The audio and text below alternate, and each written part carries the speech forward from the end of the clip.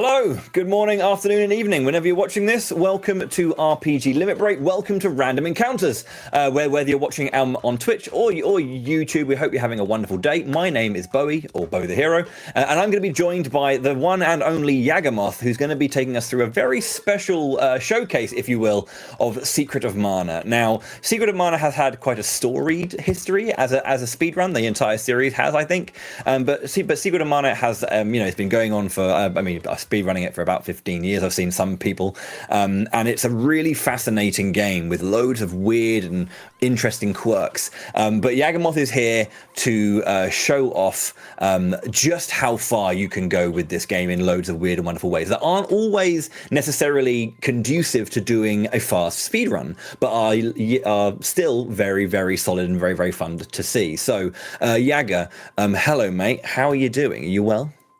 Hello, I'm doing quite fine, thank you. How are you doing today? I'm very well. I've been looking forward to this for a while when they were like, does anyone want to do this one? And I was like, oh, I would absolutely love to host this one. Because I have seen some of the fun stuff you can do, but I haven't seen the full depth of everything that is possible. So as a previous Secret of Mana speedrunner myself, it's nice to see how much further these games can be put. You see, earlier, before you jumped onto the beginning screen, you were showing us a little bit of fun in Kakara with, I think, was it 4 motis? Yeah, you can't just push them around. Some people might not be quite aware of that. And also, I'm gonna just hop in here already because, that screen with the motis was not just there because, there's 4 fun motis there, but there's also kind of an entire setup. In case you're wondering, the showcase has already begun. And I wonder, Bowie, what is your favorite character in Secret of Mana in general? Just kind of like, how high up is there the dancing shopkeeper? Mr. Moti is definitely a top 10 Mana character. I'd say, though, for Secret of Mana, I'll always be a fan of Papoy, the sprite. Always and forever. Yeah, that's perfectly fair. So, yeah, welcome everybody. I hope you're having a most pleasant day so far. And some of the more observant viewers among you might have already kind of noticed that the intro cutscenes don't look quite right. Now, I want to preface this with, I love this game. I adore its quirks and weirdness all over the place, and I'm not trying to make fun of it, because let's be real, making video games is hard. Especially in the case of Secret of Mana, where they had to work on their severe time constraints, a new system than it was supposed to be for the Super Nintendo CD add-on that never went out, and all sorts of things. Plus, they were not holding back on the features and the ambition on this entire thing. So basically, even though I'm going to be showing all sorts of little tricks and stuff and things that probably shouldn't be the way they are, but that's how the game was released, this game is still just kind of fantastic in all sorts of wonderful ways. Either way, you might notice here that this is the cutscene where you're supposed to be drawing out a sword. However, I'm nowhere near the sword. In fact, I'm not even in control of the boy as a character. Because, well, I was actually doing a soft reset at the beginning of the game, holding Start, Select L and R, and I was controlling the lady. When you do that for a certain amount of time, the game just doesn't quite have enough time to flush out the RAM and all the information if you hold down Start, Select L and R for long enough. And consequently, well, the game sometimes retains some information that was supposed to be just kind of wiped out. However, that will be extremely useful later on. So this is how the intro cutscene is actually supposed to look. You just have that nice scroll across the screen of the Mana Fortress, the inside of the Mana Fortress, where you can see the various areas, the machinery, and stuff like that. So, as a thing in general, this kind of just took about 2.5 minutes for me to show off this one thing. I am playing this game on the Super Nintendo Mini, and there's 2 big reasons for that. One, Actually, let me back off real quick. Certain cutscenes have severe flashing effects, and the SNES Mini just automatically softens these dramatically. There's also a certain issue where, the pure whites on, the save screens and the game borders are not quite as white anymore, but I think that is a small price to pay for not having dramatic flashing effects that just hurt your eyes all over the place. So that's one thing. And the other part as to why I'm playing on the SNES Mini is because it has built-in save states. I am playing on an unmodified Super Nintendo Mini. This is just how the game was released officially. And I will be making use of that, or those save states, more specifically because I'm going to be showing off a bunch of things that you definitely should not do. I do not advise you to do those unless you just kind of want to see what happens when you do things the game doesn't quite expect you to do. Also, you can just have your character not change facing direction by holding B and R or B and L at the same time. It's kind of a little fun thing.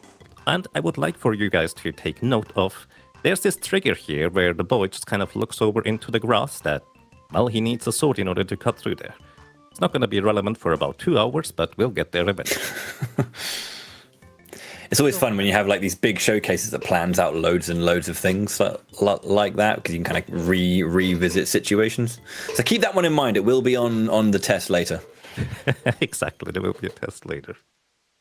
Alrighty, so once you pull out the sword, you go into what I call combat mode, or a combat area, where the character's HP is displayed at the bottom, 50 out of 50 HP, as well as a bar that is displaying your current stamina.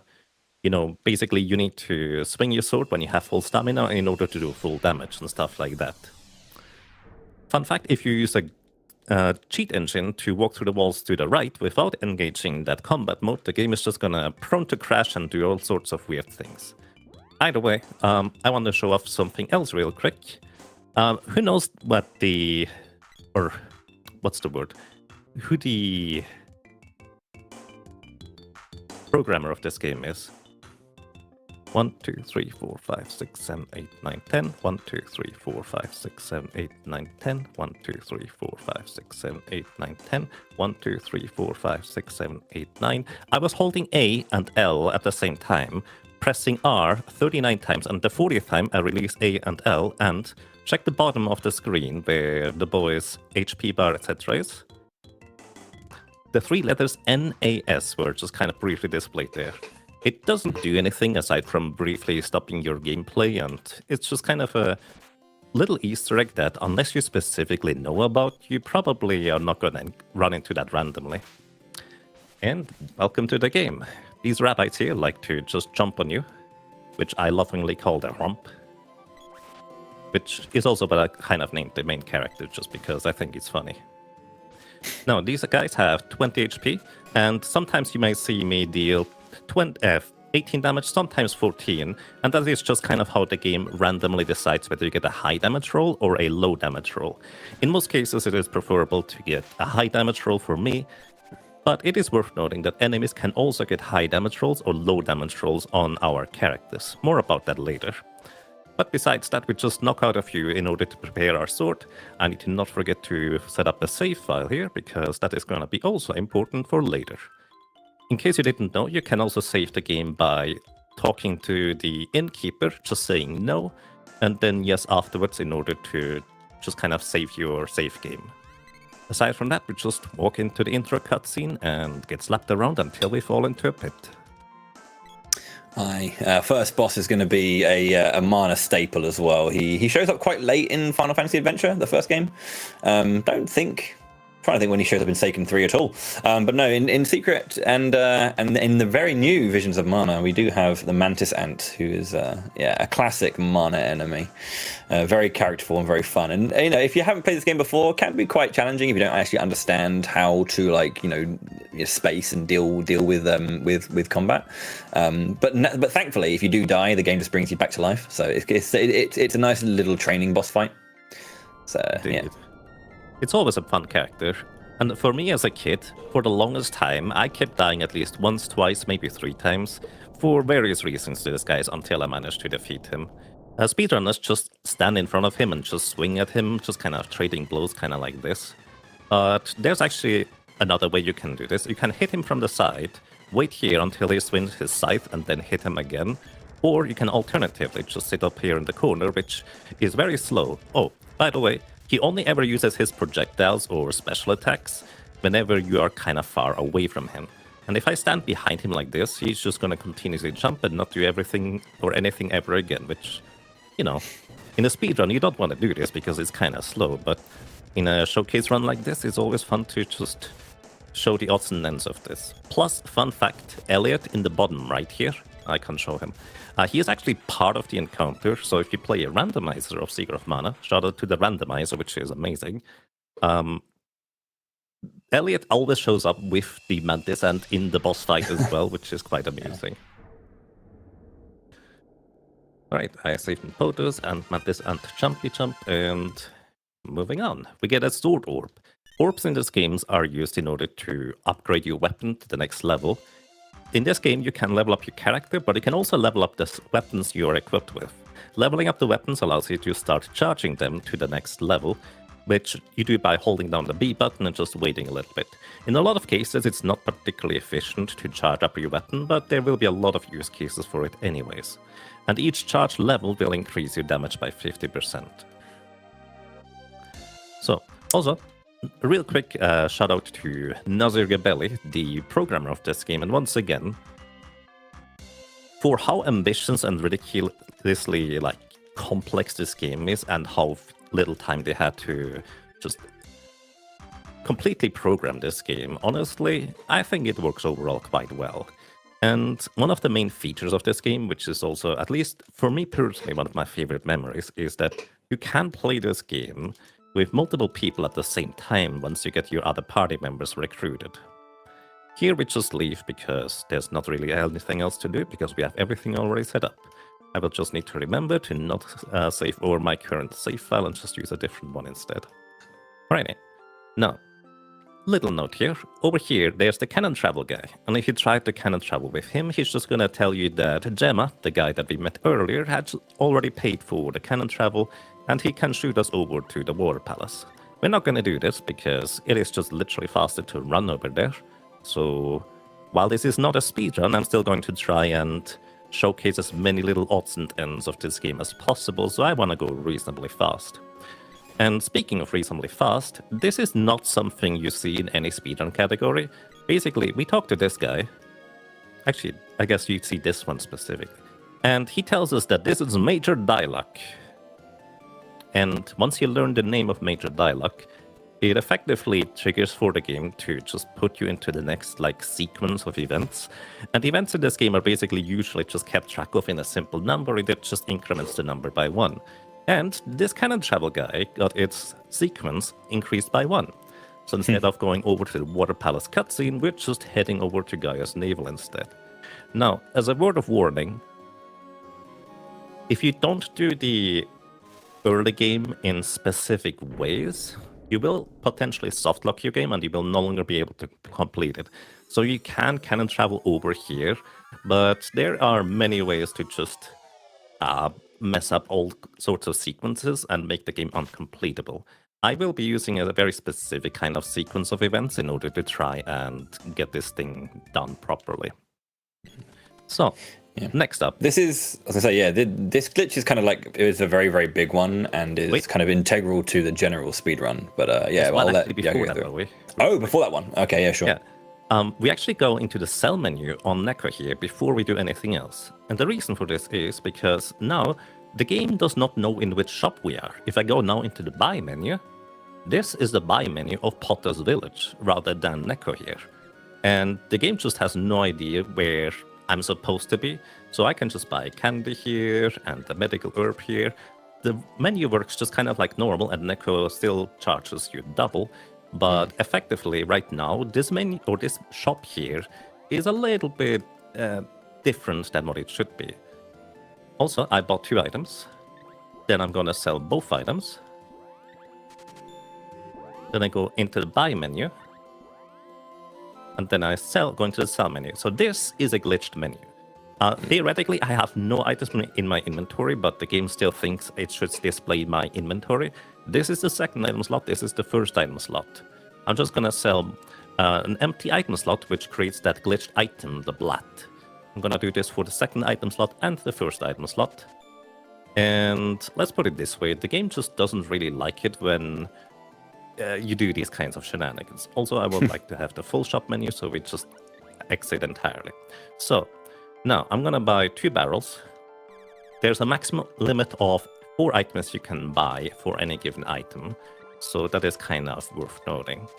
However, my first and second inventory slots are glitched, so to speak, because they have an item that doesn't exist in a certain sense. It doesn't have an icon on it. It's just gonna mess up all sorts of things. And this is kind of where I would like to demonstrate as to why you should not leave your item menu like this, because we're gonna just... Well, this is why I'm using the SNES menu. I'm going to make a save state here, and we're just gonna continue from this save state afterwards, because right now, this is a blat, and this is a barrel, this is a cup of wishes, this is a medical herb, this is a fairy walnut, and this is also blat. If you use a blat, the game just straight up crashes, so don't do that. I just wanted to demonstrate this.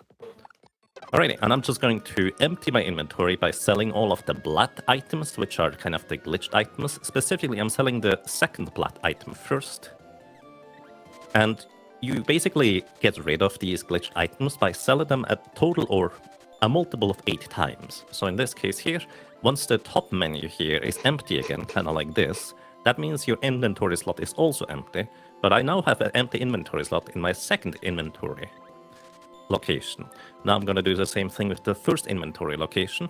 We're going to sell this blat here a total of 8 times, so 7 more times. And then the first inventory slot is going to be like empty as well. You may already see where this is going. Basically, the game just checks, okay, do you already have a stack of barrel in your inventory? And it just goes slot by slot for this. And if it doesn't find one in time, it's just going to go ahead and put another stack of barrels into your inventory. So now I have 3 separate stacks of 2 barrels. So this is 5. Shout out to Bowie's bandana. Yeah. And I'm just going to buy a total of, I think, 9 of these headbands. I don't know if I've counted that right. If I didn't, it's not a big deal. Okay, I did count right. And, well, welcome to the early game of this game. I'm going to save here because sometimes I'm a dingus and I'm going to run into all sorts of enemies that will just combo you. Let me be honest, the early game of Seeker of Mana can be rather dangerous because you only have one character and enemies can just repeatedly hit you without you being able to do anything in between. So, next up, we go immediately into the next thing. Here, we have 2 of each of these items in our inventory. Exactly 2. And the reason is because now I'm going to do a different thing. I'm sitting here with the character at this screen position, the horizontal screen position that is. Then I'm going to equip an item, select the item, hover over to the trash can and delete it. So what the game is trying to do is it is trying to delete the item or unequip the item before deleting it.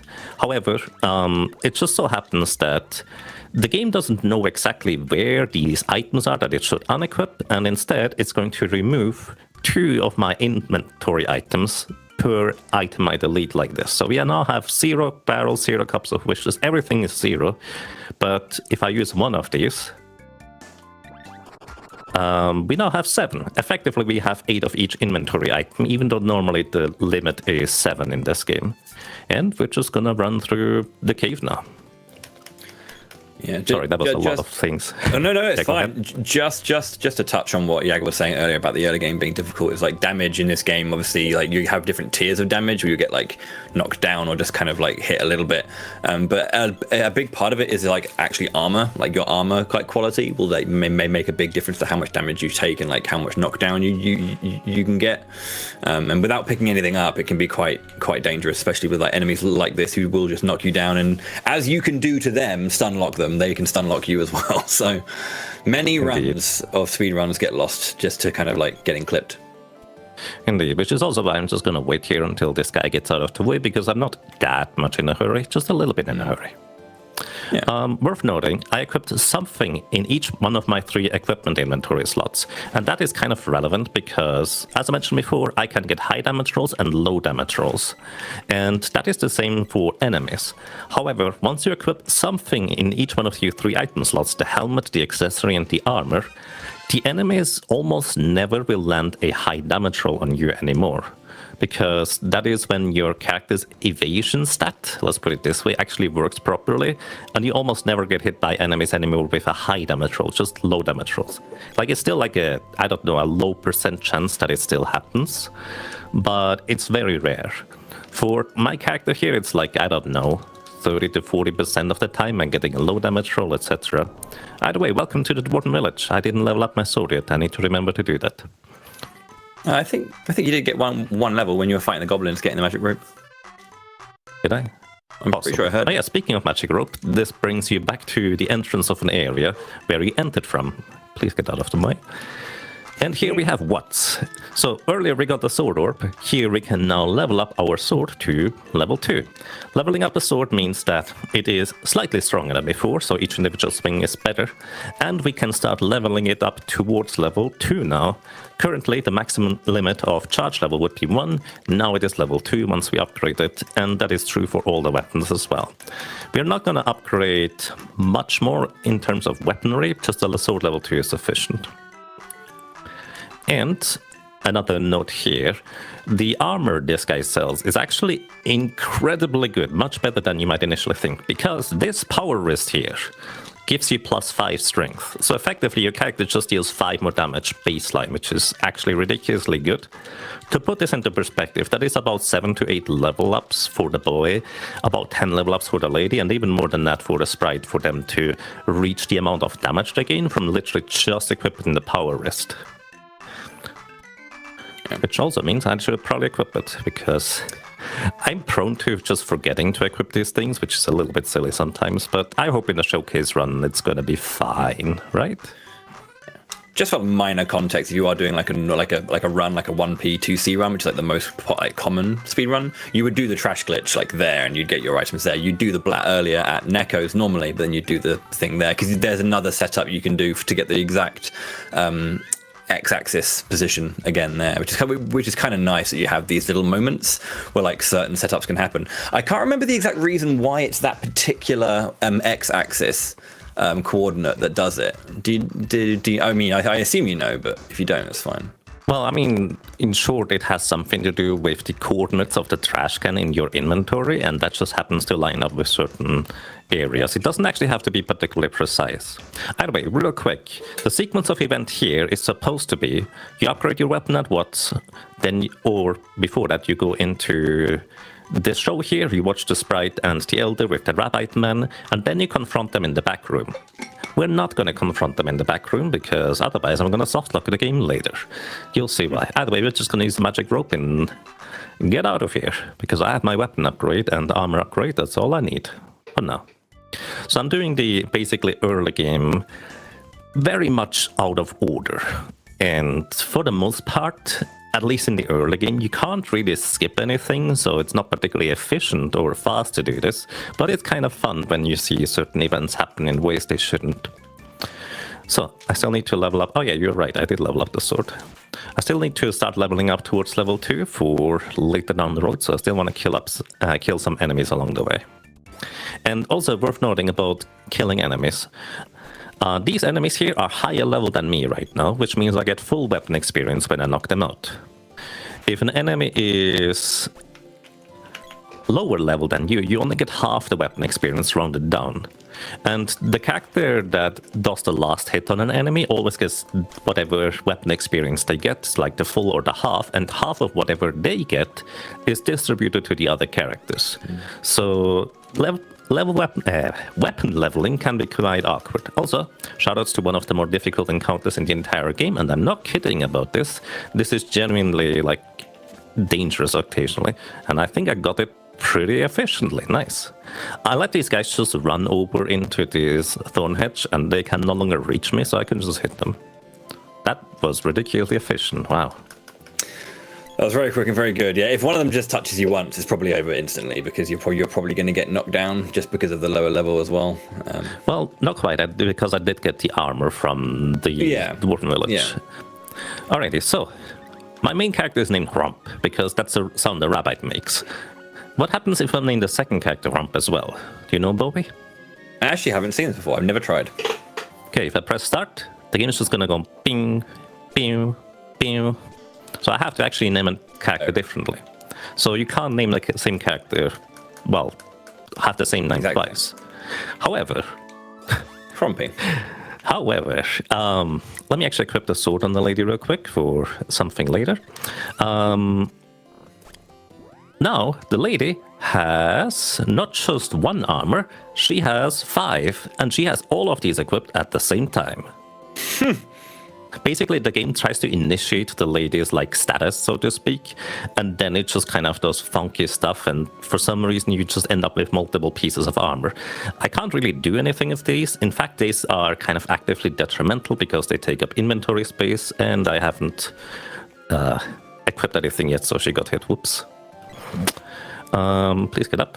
Alright, so now, the lady has the sword equipped. I would like to have the sword equipped on the boy too. So what I'm going to do is I'm going to actually do equipment trashing here as well.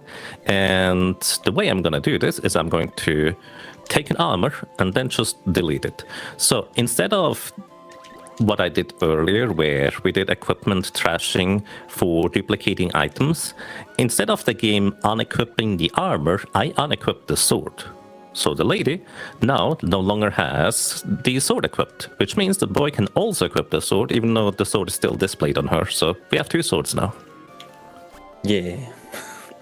And it does actually fully function as a sword. It's also going to level up the sword stat, etc. It's just for the game's purpose of equipping another character with the weapon, it is not equipped currently. All right. And we can't actually currently go through the Witch's Forest normally because you need the axe in order to proceed. In fact, you're supposed to interact with these statues for the lady to learn that you can, in fact, not go anywhere. So we're kind of going to do a little thing where we just use the back entrance. Also, do you remember why the lady goes on to this adventure to begin with, Bowie? I do. If I recall correctly. She wants to spend her time with Dialog, and B, she's also very angry at her dad for not giving her as much independence as she wants, so she runs away from home. Indeed. Is this Dialog right here? I believe so. That's what the soldier said. Yeah, Major Dialog. I mean, this must be a different guy because the lady doesn't react to it, but yeah. Obviously, you're not supposed to be here while those soldiers are still there, so that's a thing. Also, what I'm going to be doing is I'm going to start using One Player 2 controller, and this game has rebindable buttons. Do you know how early this is for rebindable keybinds? It's amazing. And for whatever reason, if you press the R button, in the top right, you see the controller flip. It just allows you to invert your controller, and now the controls are kind of sort of correct, which is a bit weird. Either way, welcome to me using 2 controllers, because that's going to be helpful. And here are these rope pulls. Now, I have time to explain these things, because rope pulls basically allow you to jump across gaps if you have the whip. And there's 2 conditions that need to be met for the whip to work. 1, you need to have the whip equipped. 2, you need to gather your party at the whip rope pull spots. However, if you hit a rope pull with any other weapon, the game briefly interrupts you, your movement, so to speak. So as you can see, the boy is just stuttering. This is basically because during this time where the boy is stuttering, he could walk through walls. And if you charge up a weapon to level 1 and then release it, your character just lunges forward like this. So what happens if we hit the rope pull just after releasing a sword lunge attack or a sword charge level 1? Well, we go slightly into the wall. If I timed this well, I would actually be able to go all the way, but timing this well is kind of tricky with not being used to the lady having the sword up here. Sprite normally has a different weapon here. Alrighty. However, the AI control characters you can also activate via certain other items. For example, there's a targeting system in this game.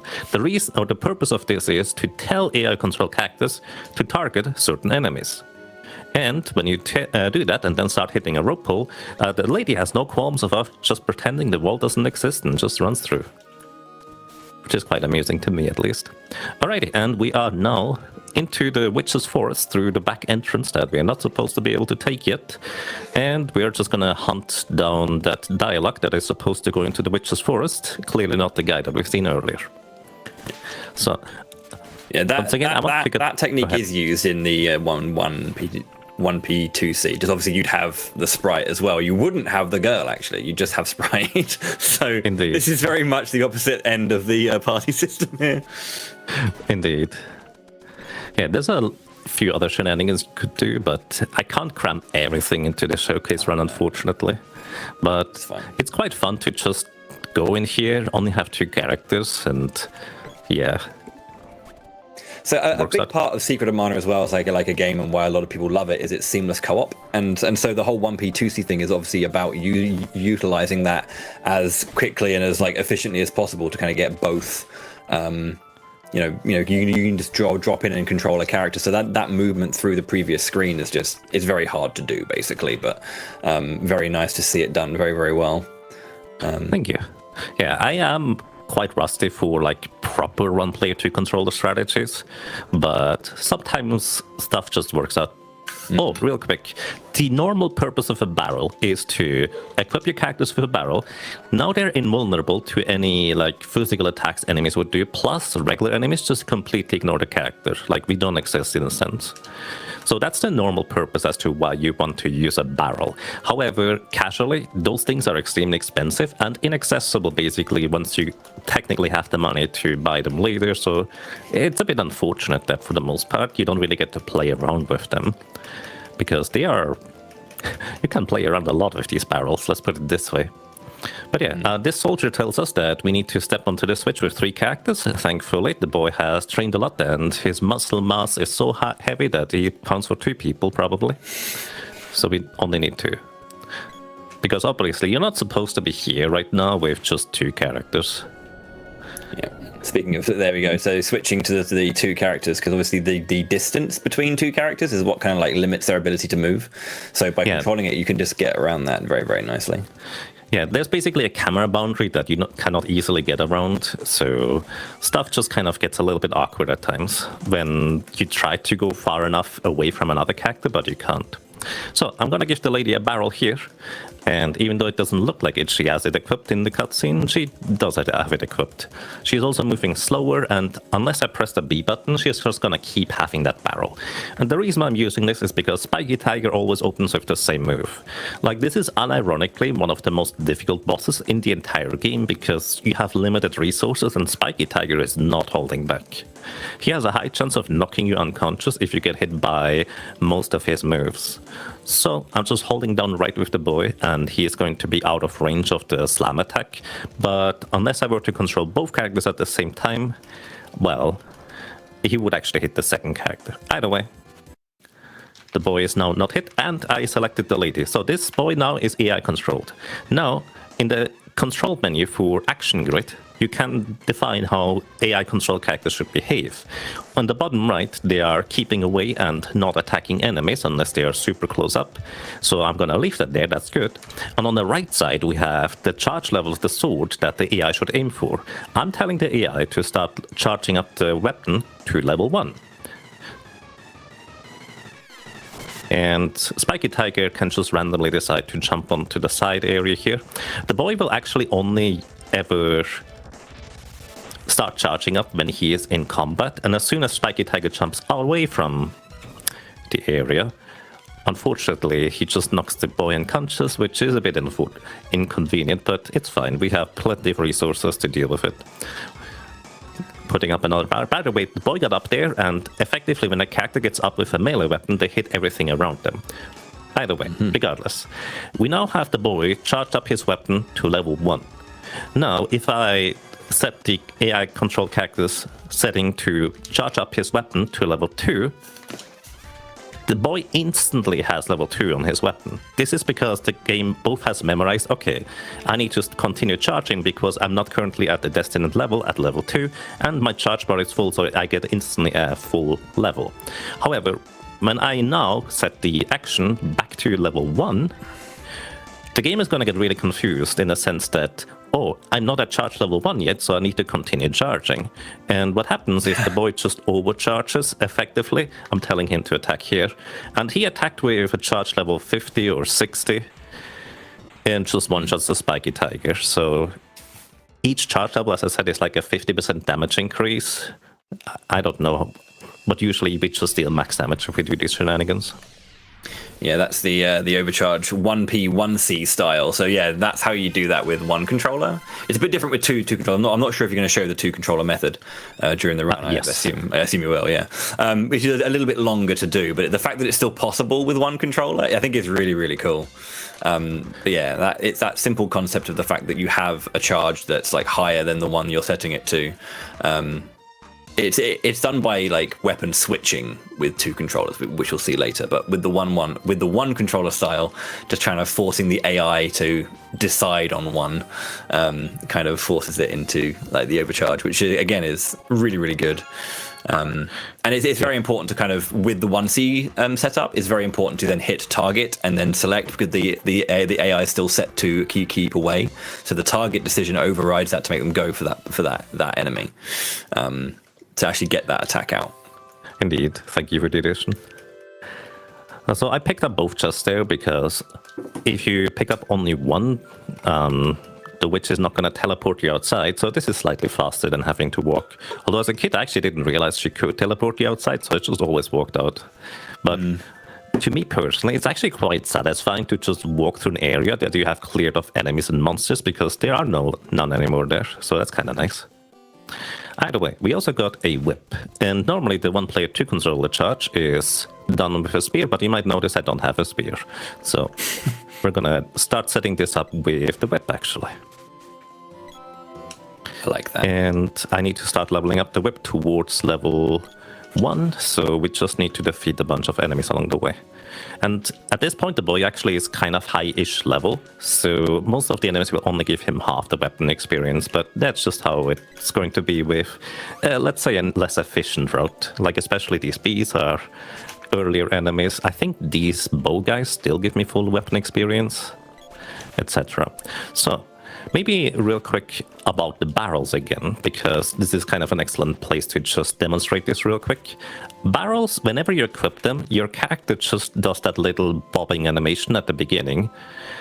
And that bobbing animation is actually an attack. So, as I mentioned before, the conditions for jumping across this rope pull is gathering your party like this and having the whip equipped. But then you need to hit one of the rope pulls. The thing is, the whip does not have a damaging hitbox close to the character. However, what I can do is I can attack with a barrel just right next to me. I mean, there's not much of a point doing this here, but you can jump into all sorts of directions and it looks kind of funky. You got balloon for a second there as well, it looked like. Yeah, it looks just very messy, let's put it this way. So, after you defeat Spiky Tiger, normally you go into the caves and the waterfalls and get Undine.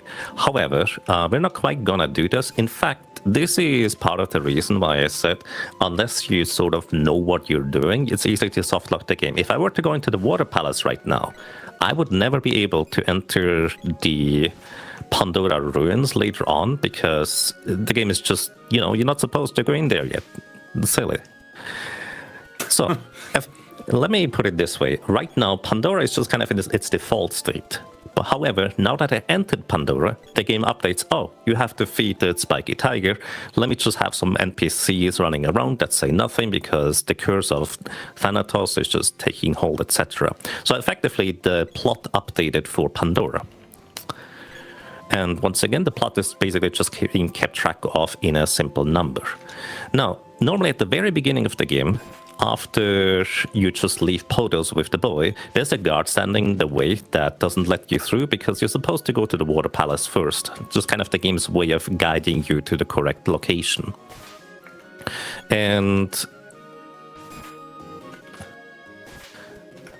we're gonna kind of take advantage of the game just incrementing the flag number, or the plot number if you will, by 1 after we complete the Mana Water Palace, because as I said, the game updated, oh, you have completed the Spiky Tiger, now there's Fana walking around in Pandora that you can talk to.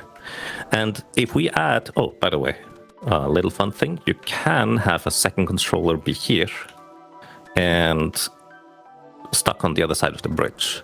It is very easy to softlock the game doing this, so you may want to be careful or use save states. So just as a word of advice, but theoretically what I can do is I can just get out of here anytime I want by pressing the button, which is normally what you not can do. Also, you can interact with the mana seat by facing up, standing behind it, which is quite amusing.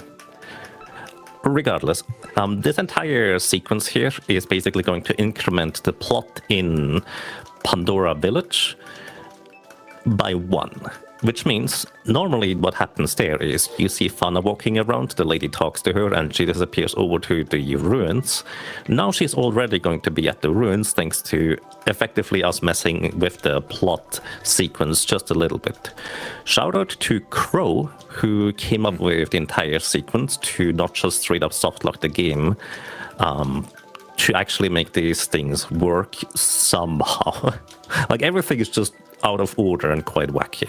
You're not supposed to have 2 characters here, which is why the game doesn't actually gather your party where your character is, which is why you can easily softlock by having one character be on the other side of the bridge, etc.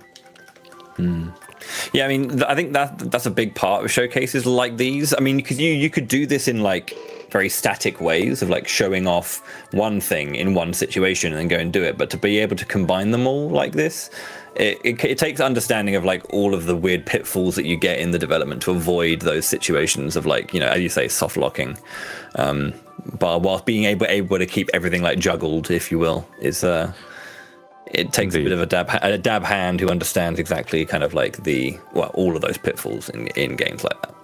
Yeah. And we received the spear. Fun fact, if we defeated Tropicolor before coming here, we would not actually acquire the spear at all. So we would just never get a spear in this game.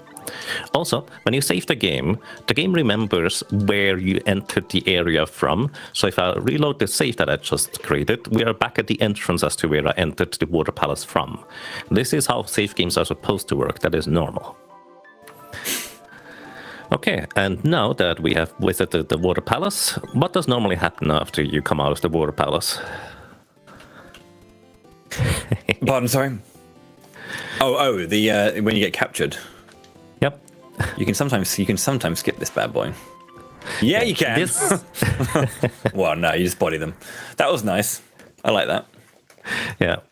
This cutscene only happens if you learned the name of Major Dialogue earlier when you talked to the soldiers before the Water Palace cutscene, which we did. And so we now have 2 characters just running around here. If you have an AI control character, they try to hit the goblins, but they don't take any damage because it's not a combat area. It's really funky. And up here, there's just kind of the lady trying to sneak in. Let me actually get into the pot so she can save me or something like that, I guess. Either way, we can also just push her around, get her to participate in the goblin dance as well. Either way, it's just kind of fun to mess around in these cutscenes where you're not supposed to. Plus, there's a second character here. We can stop this lady here from running away, and then she just poofs out of existence. So my headcanon for this sequence of events is that this is the lady that's looking for the dialogue that we've seen walk into the witch's forest. Probably. The lady we have in the party is a different person entirely. Probably. Twin sister. Exactly, that kind of works. Prim and prum. Excellent. Also, this sword level up to level 1, just kind of, in my practice run, I thought, oh, I leveled up my weapon, so let's just continue here. But I need the whip to level up, not the sword. So I need a few more enemies knocked out here. It's kind of important to have the whip, because the next section would be a little bit awkward without having that. Still possible, but more awkward. Alrighty, as mentioned before, Pandora is now in the state where we technically kind of sort of already talked to Fana, or Fana? I'm not sure how to pronounce that. And she's now waiting at the front of the ruins over here. Even though, why is it called ruins? Is it called ruins? Like it the Pandora ruins. I wouldn't say that they're like an active used area. They look pretty active right now. Plus, they also look like they have fantastic architecture, like these horned statues and stuff. Very nice. Quite demonic-looking creatures there. Yep. Alrighty, so real quick about running this game. If you know how to speedrun this game, you can manipulate certain things, like the lady just going to hit the sword before it hits her, just kind of so, well, we can get by these enemies more efficiently. And I'm running this area in a way where effectively I'm manipulating the game on how enemies spawn. The game is trying to predict where I'm going to go, and this is an excellent place to demonstrate this. If I go into this room and run straight left, this tomato guy is going to be there, and AI control characters really do not like to just run by enemies. However, if I run up left into this wall here, this guy does not spawn because the game thinks, oh, well, that's not where you're trying to go. Let me spawn an enemy somewhere else, I suppose. And that's just kind of a big part of the speedrun, at least, where you just manipulate enemies' spawn placement, often by just running into walls diagonally, and it allows you to do certain things. Also, real quick. Oh, go ahead. Yeah, sorry. Real quick, shout out to Stinger PA, where we figured out that there's this, you can make a soft lock here when we co-op this game for the first time. Normally, in most cutscenes, characters can run through walls in order to join the scenes. However, if I place my second controller over there on the left side, she's going to try and join up with the character once we step up these steps. Oh, this time it worked. Sometimes the character just gets stuck over in the void because they cannot run through like the walls in order to join up here. I guess I didn't demonstrate the soft lock properly. But basically, we figured this out because one of us just continued running up left and the other one just went into the cutscene trigger. So there's a thing. Also, in a speedrun, you never want to kill both eyes of the wall face, but I'm going to try and do exactly that because I think it's kind of funny. Plus, there's some weird quirks about it. Either way, 2-player overcharge. We need to have the lady equipping the sword, the actual sword. The boy is now charging up his weapon to level 1. I'm holding down the B button here with this first controller. Then I switch the weapon out to the sword, which he leveled up to level 2. Now we switch it back to the whip, which is the exact same thing we did earlier, except that I have control of the boy now for him to actually start hitting the enemies. And here, what I'm going to do is I'm going to try and just knock out both eyes at the same time, which can be a bit awkward. Plus, it is also mildly dangerous, which is why I'm going to make another save state, because it's easy to just get knocked out. Oh, fun fact, by the way, these guys here they have evasion. The game doesn't tell you that you're missing. Like, there's just a straight up 40% chance that I'm gonna miss, and there's nothing I can do about it. Sometimes enemies are also invulnerable because they're casting a spell or in certain animations. There we go. Okay, now I need to make a save state real quick, because this could get really awkward real quick if I don't do that. Now, at the bottom of this area here are spikes, and these spikes here, once the wall basically runs down far enough, it will just crush you. Like, it's straight up game over, you don't even take damage. However, the game forcibly moves your character down when you get too close to the wall, so it just kind of makes my character move automatically. However, the boy is walking slower because I'm charging up a weapon. The lady is AI controlled and she's just running like normal. And now the boy is gonna get pushed, and we stop. So we basically just stop the entire wall going anywhere with our butt. And the reason for this is because AI control characters cannot move the camera boundaries. Right now, the lady is supposed to run down in order to make way for the wall so it can continue moving down itself. But because the AI control character cannot move any further, because the camera boundary is right there, she cannot move. And the boy is 1 pixel further down, so he does not actually get pushed down. So it's kind of a weird, funky way of just setting up this entire scenario. If I select the second player here again, I'm having control of the character as a player character, and it's gonna continue push me again. So I need to try and knock out the wall before it goes all the way to the bottom. But this is basically one of these weird glitches that I just figured out during one of my solo character challenges, where I thought, oh, I'm gonna be dead because I accidentally knocked out both eyes. But suddenly it somehow worked out anyways because the wall just stopped. Yeah, but yeah. I think it's kind of an interesting phenomenon. I didn't actually know that I thought the pushing would override that, because it's like a thing that you learn to do when you're actually speedrunning the game or trying to get through things quickly, that you sometimes want to over scroll the map, because so basically if you like dash into like trees, sometimes you'll like slide around the tree and continue moving. But if you haven't scrolled the camera far enough right, you can't slide round the tree because you're not pressing right to scroll the camera right. So you just have sometimes kind of like over scroll the camera, then move left a little bit, and then do the dash to slide round. So I guess it's similar to that, where like the input has to specifically be in the direction that you want to scroll the camera to make it happen. Which is very fascinating. Yeah, it's all the weird odds and ends and quirks of the game, which I really like. By the way, talking to Gemma here increases the event sequence in the Dwarven village by 1. This is why I did not talk to the Elder and the Sprite confronting them in the back room of their show, because if I did that, I would no longer be able to progress, but now we technically already confronted them. By the way, regardless, now we could go over into the palace and grab our weapons from the treasury. However, I have a different plan. And this, let me real quick explain doors. This might be a pretty simple things, but we enter this door and we arrive inside. You know, that's pretty normal, right? If you enter this door, you arrive inside and we go back outside. So the thing is, this room here is kind of special, and I'm going to make another save state. Once again, I'm using save states because I'm doing things that you shouldn't do, which softlock the game. This door here always leads you back to where you entered the last area from. If you try to leave this room remembers, or this door spot remembers, where you last entered the area from. So if I use a magic rope here, I have entered this room from this room, so if I try to leave, it's just going to put me back here. And you can imagine that's why the magic rope is such a dangerous tool. All of these guys are just stuck in this room forever, I presume. Either way, let's not be stuck in this room forever and continue. Nice. That reminds me somewhat of, this is not relevant to this at all, but it reminds me of a glitch in the Golden Sun games where you kind of like, you trick the game into thinking that your entry point was somewhere else.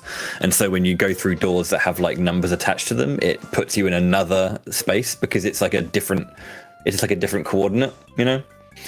So yeah, it's kind of somewhat similar to the retreat glitch in Golden Sun. That's very I didn't know that particular, is it just that particular door that does that, or? It's that particular door where you can get yourself softlocked easily by using the magic rope. There's many doors that effectively just put you back to where you last entered the previous area from. Yeah. But outside of that one, there's not a whole lot of reasons to, like, do that, or... Basically, you can do some funky stuff. For example, if we use a safe warp later and were to use that door spot after using a safe warp immediately, it puts you into locations where you're probably not supposed to be because that game has no idea where to put you in the previous map. So there's many doors like that, but that's the one that you can,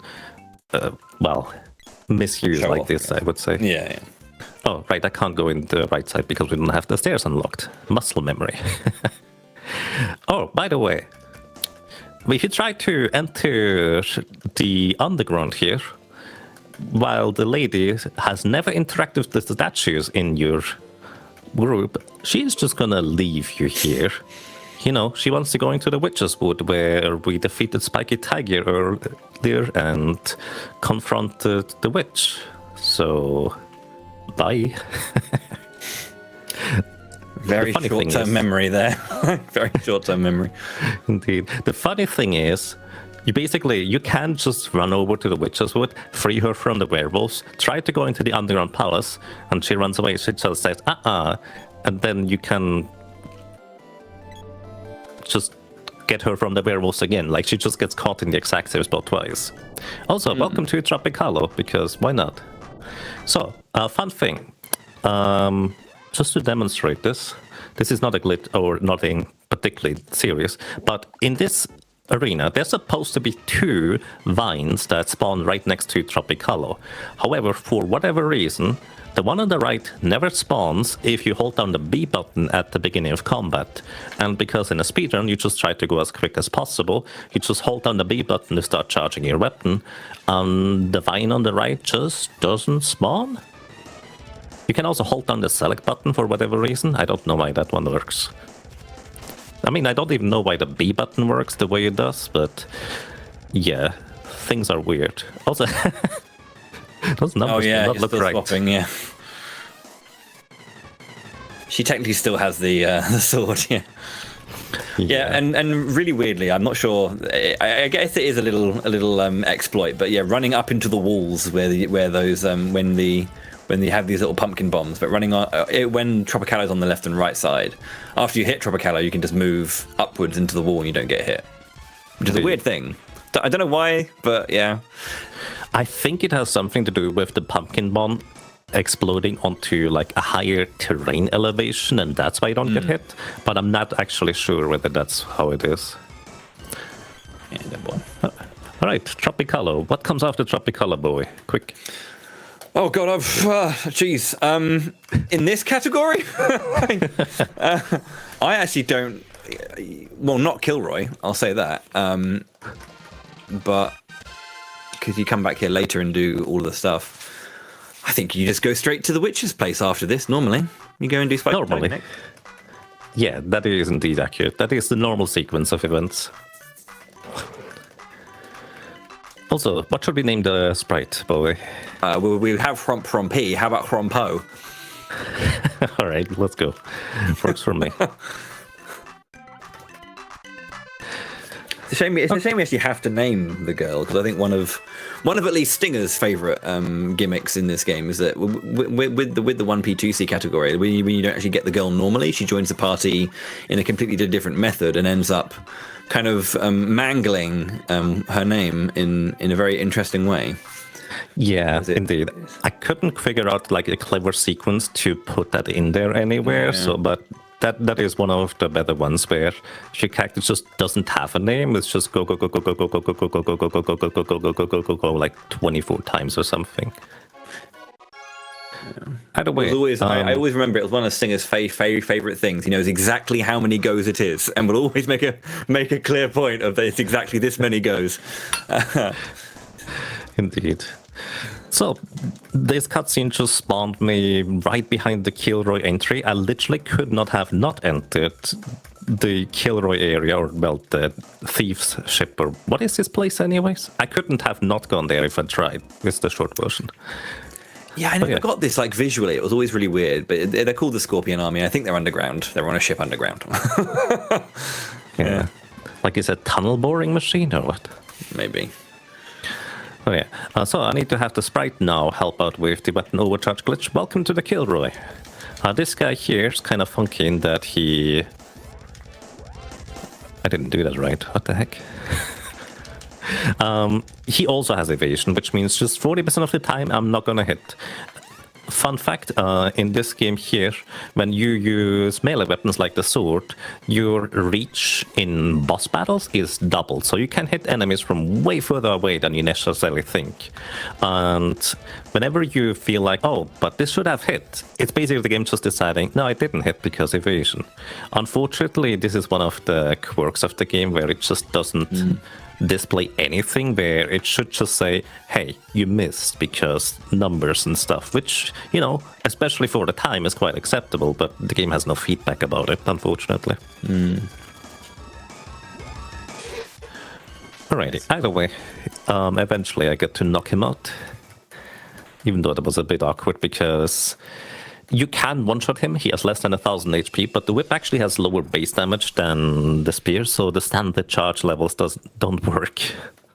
So can I actually ask a question about this one in particular? Because you were talking earlier about how a lot of this is kind of like advancing plot states for certain areas. Obviously, you didn't do Tropicalo the normal way. But normally the state after Tropicalo would be going into the shrine to go and get Gnome when you have all the magic. So how come it skipped that particular state for Gaia's Navel and went straight into the Kilroy? I guess Gaia's Navel itself doesn't actually have... The Fire Palace doesn't actually, or the Earth Palace, whatever you want to call it, doesn't actually affect the state of the Dwarven village. So... Yeah, the thing is, that is actually just kind of an entirely different sequence of events. Specifically, that Kilroy, like the whole opening, happens after you complete or defeat Wallface and talk to Gemma in the Pandora ruins. And right, that was what it was, yeah. Yeah, the reason why I needed to not talk and confront the Elder and the Sprite in the back rooms earlier is because that actually would have prevented the Tropicalo fight from spawning, which is the trigger for the whole opening into the Earth Temple.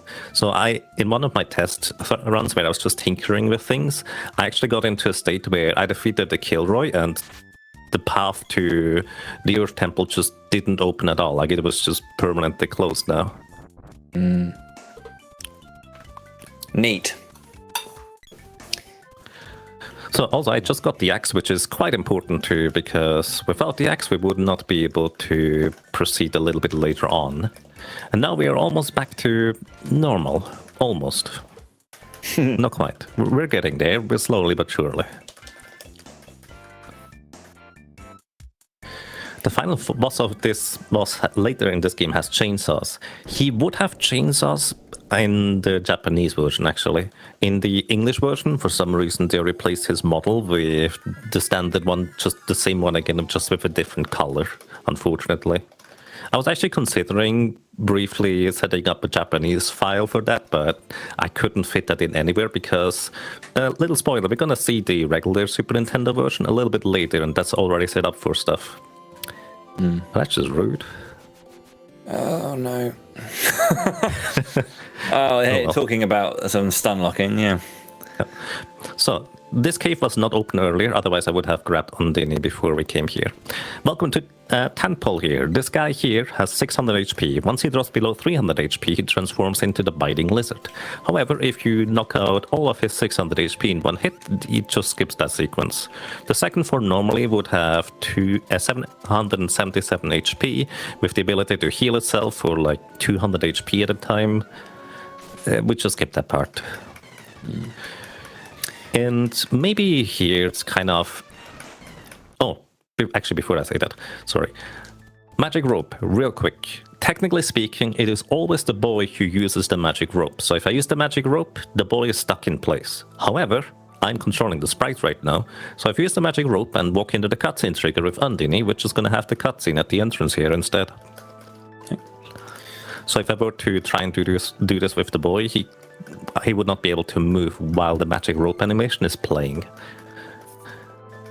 So it just kind of looks a little bit funky. The sprite gets stuck in the exit, and I have to quickly switch to the boy before we get hit by the fishies again. I was trying to say something else earlier. Now I forgot about it. Great. That's the problem with, like, let's say a very... showcasing run like this. There's so many things I would like to mention, but so little time to just get everything done. Yeah, I mean, and again, it's quite, you know, I wouldn't say, I think all over the place is the wrong word, but like, there's a lot of information that's kind of like going, you know, being cross-referenced and kind of happening all at the same time. And again, so a variety of different tricks that you need to keep track of, as well as the route chat in which you want to actually do it in. So I understand that it's quite a lot. Yeah, there's a few things I want to mention about Jabberwocky. However, he can be incredibly rude and just acid storm us, which will one-shot my entire party. So I'm gonna make a save state here. But there's like 2 or 3 things I wanna point out about this guy. So once again, the purpose of save states is so I can show off things without having to worry about losing like 5 to 10 minutes at a time. Alrighty. First of all, Jabberwocky. His hitbox is down here. Like, that was the 40% chance to miss. I guarantee you this can hit if I were to hit him right there. I don't know why his hitbox is below his feet, but that's just how it is. Either way, the poison gas is a physical attack that hits first the boy, then the lady, and then the sprite. The sprite doesn't have enough HP to survive. We do survive the damage from the poison gas at least. And we do not survive this. This is why I made the save state. Thank you for demonstrating. Alrighty. The other part I want to mention is the barrel is really weird. Let me demonstrate. I'm going to use a healing item on the boy, and then immediately after I'm going to use a barrel. So, in this game, some enemies you can stack damage on, like when they are in the hit animation you can deal more and more damage just piling up on it, and the game is going to add up the damage. Other enemies you cannot. Jabberwocky is one of those enemies where you can just keep piling on more damage. I just used a healing item, and now I'm going to use a barrel on the boy. and for whatever reason, the attack animation of the barrel is just triggered like 5 to 6 times instead of just once after you use a healing item here. So if you do a solo character challenge run and you're not shying away from using glitches, you can actually use the barrel just kind of like this to hit this guy like 7 times in a row. Well, more or less whenever the game decides that you should be hitting 40% of the time, I guess. Either way, let's just move on here. Maybe a little side fun fact is that there's technically 3 versions of Jabberwockies in this arena here, but only one is used, which might be a leftover from how the encounter was potentially originally designed. Actually, something I haven't even mentioned yet. I'm opening up the menu after charging up my weapon, and then basically just before I release the weapon. Can you do that, Bowie? Oh, yeah. No, I was going to say, yeah. See, that's basically holding on to the charge attack, isn't it? Because if you have fighting bosses that have the high evasion rate, means that if you're kind of going for speed and you throw out an attack and you miss, but you're just doing it just raw, you have to redo the charge glitch. But by opening the menu and then releasing and holding B, you unleash the attack, but keep the charge, which is slower, but it's safer for like setting it up. Yeah, especially with like just a straight up 40% chance to miss. It is nice that we can just retain the same charge level. It doesn't even have to be an overcharge, it can just be any charge level and you just keep the same one and can unleash it multiple times in quick succession. Which there is like a little annoying thing with the overcharge as well, is that you can literally like underflow it as well. Like, and when there was a time when Yagamoth was trying to unleash, but Sprite got hit at the same time, but you need to open the menu with the second character. So the hero's Sprite just kept his charge kept going, and it obviously you can see where in the yellow bit of the status bar, that's where the overcharge builds in that. But then after it gets a bit too big, it starts going all weird and kind of becomes like percentages and numbers, which is actually, I think, like overcharges it so much it underflows the damage, and you go back down to like I think you dealt like 120 damage with a hit. Yeah, I think it was 127 exactly. Yeah, that's my favorite. Pretty much exactly what happened. Yeah. It's really annoying when that happens as well, because then you set so much up. But it's really weird because the overcharge as a whole, like, we have these things that we're referring to, like 2.9s or 2.1s or 2.7s, where you kind of have to be very quick on the menu to try and like let the charge go. But when on the white bar, the little bar goes 1, 2, and it's built up 2, everything over that you want to try and get, because you get very specific animations of the attack for your overcharge based on how much over that like third bar that is building is built. Yeah, exactly. Kind of, I never quite got. I guess it's one of those things where it's like 0.1 is the jump. Or I think that's a normal attack, isn't it? 2.1 is the normal attack, and then 2.7 is the big spin, or is that 2.5 is the big spin? I'm not sure. I know 2.5 is the big spin normally. Right. I think 2.9 is the normal attack. Oh, 2.9 is the normal attack. Okay, 2.1 must be then like the charge one then, because the big jump attack. Or the regular jump. Yeah. Anyway, it's a thing. It's a thing that you're usually fishing for the right charge level, which because like there are optimal charge levels, which is a really weird point about the overcharge glitch. Indeed. And maybe here worth noting, in Secret of Mana, most things are not frame perfect because everything just operates on like a 5-frame cycle where different things are calculated on different like frames set, so to speak. You know how Super Mario on the NES is like... What was it? Right? Yeah, the bus, like the 20-frame cycle. Basically, Secret of Mana has like a 5-frame cycle, which is kind of nice because trying to get the same overcharge exactly every time is actually not that difficult. It is reasonably precise, but not the craziest thing. Also, welcome to the first enemies we have to defeat that actually also have evasion, so 40% of the time I'm just gonna miss. Your accuracy on enemies with evasion improves... Oh wow, that was lucky. Improves the higher level you get. Towards the end of the game, I'm gonna have like a 70-ish% chance to hit them, but that's about it. Little fun fact, if you talk to what's here in order to improve your weapons, or just talk to him, he's gonna be gone from Gaia's navel, but if you don't talk to him, he's just gonna still be here. And there's a thing I would have loved to show off on Spring Beak, but I have absolutely no way on how to recreate that. In one of my earlier speedruns, what happened is when I hit Spring Beak while he was jumping at a very particular way, my boomerang upgraded to level 2 without being at level 2. Like it just was suddenly the second level boomerang. And what I could do then later is just get all the boomerang orbs in order to upgrade it all the way. Bowie, do you know what happens if you upgrade your boomerang one more time than you should be able to? A boomerang? Oh, yeah. No. Please tell me. No, genuinely, I don't know. You get a javelin. Just a base level javelin, because that's the next item in the list. Right. Good stuff. Welcome to Spring Beak. Yeah. This guy here has a shield. If I hit his beak with my physical attack, it's going to deflect it, and you hear a high-pitched zing noise. So on top of the game just not telling you that he has evasion, and that's why you're not hitting, the game on top of that just occasionally decides that, you know what, this guy has a shield as his beak, so if you try to hit him with a melee weapon, like that, you're just not going to deal damage, and there's not a whole lot you can do about it.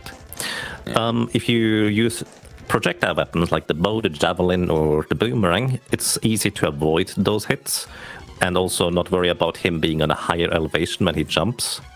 And I just was too close still. Jeez. I didn't want to make this long of a demonstration. Yeah, Spring Beak is notorious. Like a lot of runs will just, you'll just lose so much time just because he's not dying. There we go. Yeah, which is why you aim for like the back of his hair. Essentially, it's like the safest point away from the massive shield that is his beak, which is much larger than his beak actually is on screen. Yeah, because normally in 1 player 2 controller runs we use the spear, and because your area of attack is doubled in boss fights, that does not help avoiding the beak. Yeah. So, we don't have Gnome yet, so we get Sylph before Gnome. I want to shout out Crow once again. He kind of more or less came up with an entire sequence of events or steps you can do in order to defeat Spring Beak with just a boy. And the game is still beatable afterwards. Like, you go all the way and defeat Spring Beak with just a boy with like a crazy sequence of events that he came up with. I kind of only did like partially that, so to speak, in order to show you the entire early game out of order. But there's basically more you could do. It just doesn't quite fit into the idea of trying to fit this into a 3-hour short keys. Also, a little fun fact, you never have to seal the mana seed of wind here, because the game doesn't check for it. Like, it doesn't care. However, casually you still want to seal these seeds probably, because they allow you to level up your spells to the next level. So right now I could only level up Undine and Sylph to level 1, because I only have 1 mana seed skilled, the mana seed of water. And you also get a very slight boost to your combat stance, like your intelligence, your defense, your strength, etc. Everything is actually slightly boosted for each seed you get, which is why even if you have a level 1 character and have all the mana seeds, effectively those characters are already like a little bit stronger than they would normally be at the beginning of the game. So we're going back to Gaia's Navel, because unfortunately I can't just leave Gnome behind. We kind of need him in order to open up a passage later. So we just have to go back. It's a bit harsh. I mean, it's not about Gnome. It's more about like for efficiency of the run. Yeah. This is kind of... Also, I love just landing on that bee. That has to be intentional, right? Yeah, I mean, as you say, it's kind of because it plays the animation of you getting up, and as you were mentioning earlier, that you have this kind of hitbox around you when you get up with a melee weapon. That it's kind of playing that twice. You can actually kill it by if you like double crit it, you can actually kill the bee just by landing on it. I mean, at this low level. If you do it at a high level, I'm pretty sure it's guaranteed. But yeah, indeed. So here's why we needed Undine. We need to open up this passage by casting specifically freeze on this orb. If you were to analyze this orb, it would tell you that Undine magic works, but really it's just freeze, the spell specifically, that works in order to open up the passage.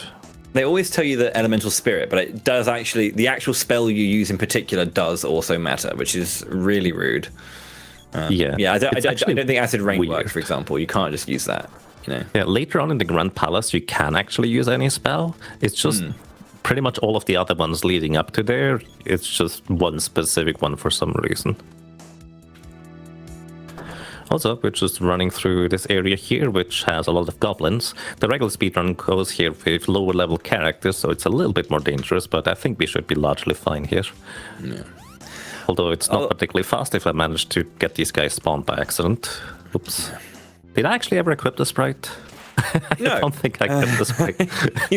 You can see the amount of damage he's taking and the hard knockdown as well. There's like a weird... Like, when your characters are alive, they can sprint with you. The ghosts don't sprint, which is like I guess it's one of those things where dead character, they can't do normal things, right? They also don't get scared by enemies, so there's also kind of a weird positive. That said, like, getting through these rooms is a really weird, I wouldn't say a weird thing, but it's an interesting thing how sprinting overrides AI behavior. So when you sprint in a direction, your teammates will sprint in that direction too, which is why you see Yaga changing characters, and like he's always keeping up a sprint to make sure all of the characters are like on point with their movement. Indeed. Firegriggs here has actually no evasion, so as long as I time my attacks correctly, you will hit him. However, he has a ton of animation where he is invulnerable, so you kind of need to be a bit careful about this. Let's see what I hit. I'm gonna just cast a spell with the sprite here for two reasons. One, sometimes the Firegriggs survives because you get a low damage roll, and so the freeze spell cast will just finish him off. And two, while the sprite is casting a spell, they are just completely invulnerable to any damage during the spell cast, so they would guaranteed survive even if the boy gets knocked out. Right, that worked out flawlessly for once. I do like how it doesn't have evasion, but it does have iframes, and they're exactly the same when it comes to you hitting them. Like, there's no actual difference really. You may not hit them. It's very true. Yeah, that's very true. I was just thinking about the dead character game conversation we were having with the ghosts. Are you going to do the? I think you'll do the ghost character thing in wherever it is, the yes. Empire. Perfect. Yes, cool. I'm looking forward to that. That will be the part of the plan. Yeah, so that's something to look forward to, because I remember when that first kind of got found, and that was a real moment, I think, in the speedrun. It was very, fun. very good. Also, fun fact, these enemies only disappear if you seal the mana seed of Earth, so if you plan on grinding here, just don't seal the seed, I suppose. Also, and once again, the magic rope brings us back to where we entered an area from, so if I use the magic rope right here, it's just gonna bring me back to the entrance from the Earth Palace, so we actually have to run outside. So if you play the randomizer, you might actually be used to the magic rope bring you to the entrance of an area, which is kind of a little bit more intuitive, I suppose. Speaking of randomizer, shoutouts to Mopton, who has put in a ton of work, both just for the randomizer, but also just explaining all sorts of crazy weird things that we found in the game. Can you imagine if there was like an entrance randomizer in a game like this? How do you think the magic rope would fare then? Oh gee. There is actually such a randomizer. We could test it afterwards. Really? Okay. Yeah, the randomizer has all sorts of settings. One is actually a chaos randomizer, where it just strings random rooms together. Oh, right, okay. Is there a logic to it, or is it just literally anything? Like, you could walk into a house in Potos and then you end up in the mana fortress at the end of the game? I think there's a logic to it. Like, it's basically like a sequence of rooms. You just, more or less in a roguelite-ish way, you just manage to get through. Fair enough. Alright, so we have to travel to the Water Palace in order to travel back to the Upper Lands. Now, here's a little fun fact. When you use the cannon travel in order to land in the Upper Lands, you always end up in the snowy area. However, there's two versions of the snowy area. One is where enemies are roaming around and attacking you, which is after you basically free or liberate the Moogle village. And the other version is where, you meet the Moogles initially because they can't go back home. And if you use the cannon travel to get to the Upper Lands from here, you always land in the safe area. So, technically speaking, this is a map you cannot normally enter again. It's just specifically from this cannon you still land in the Moogle area.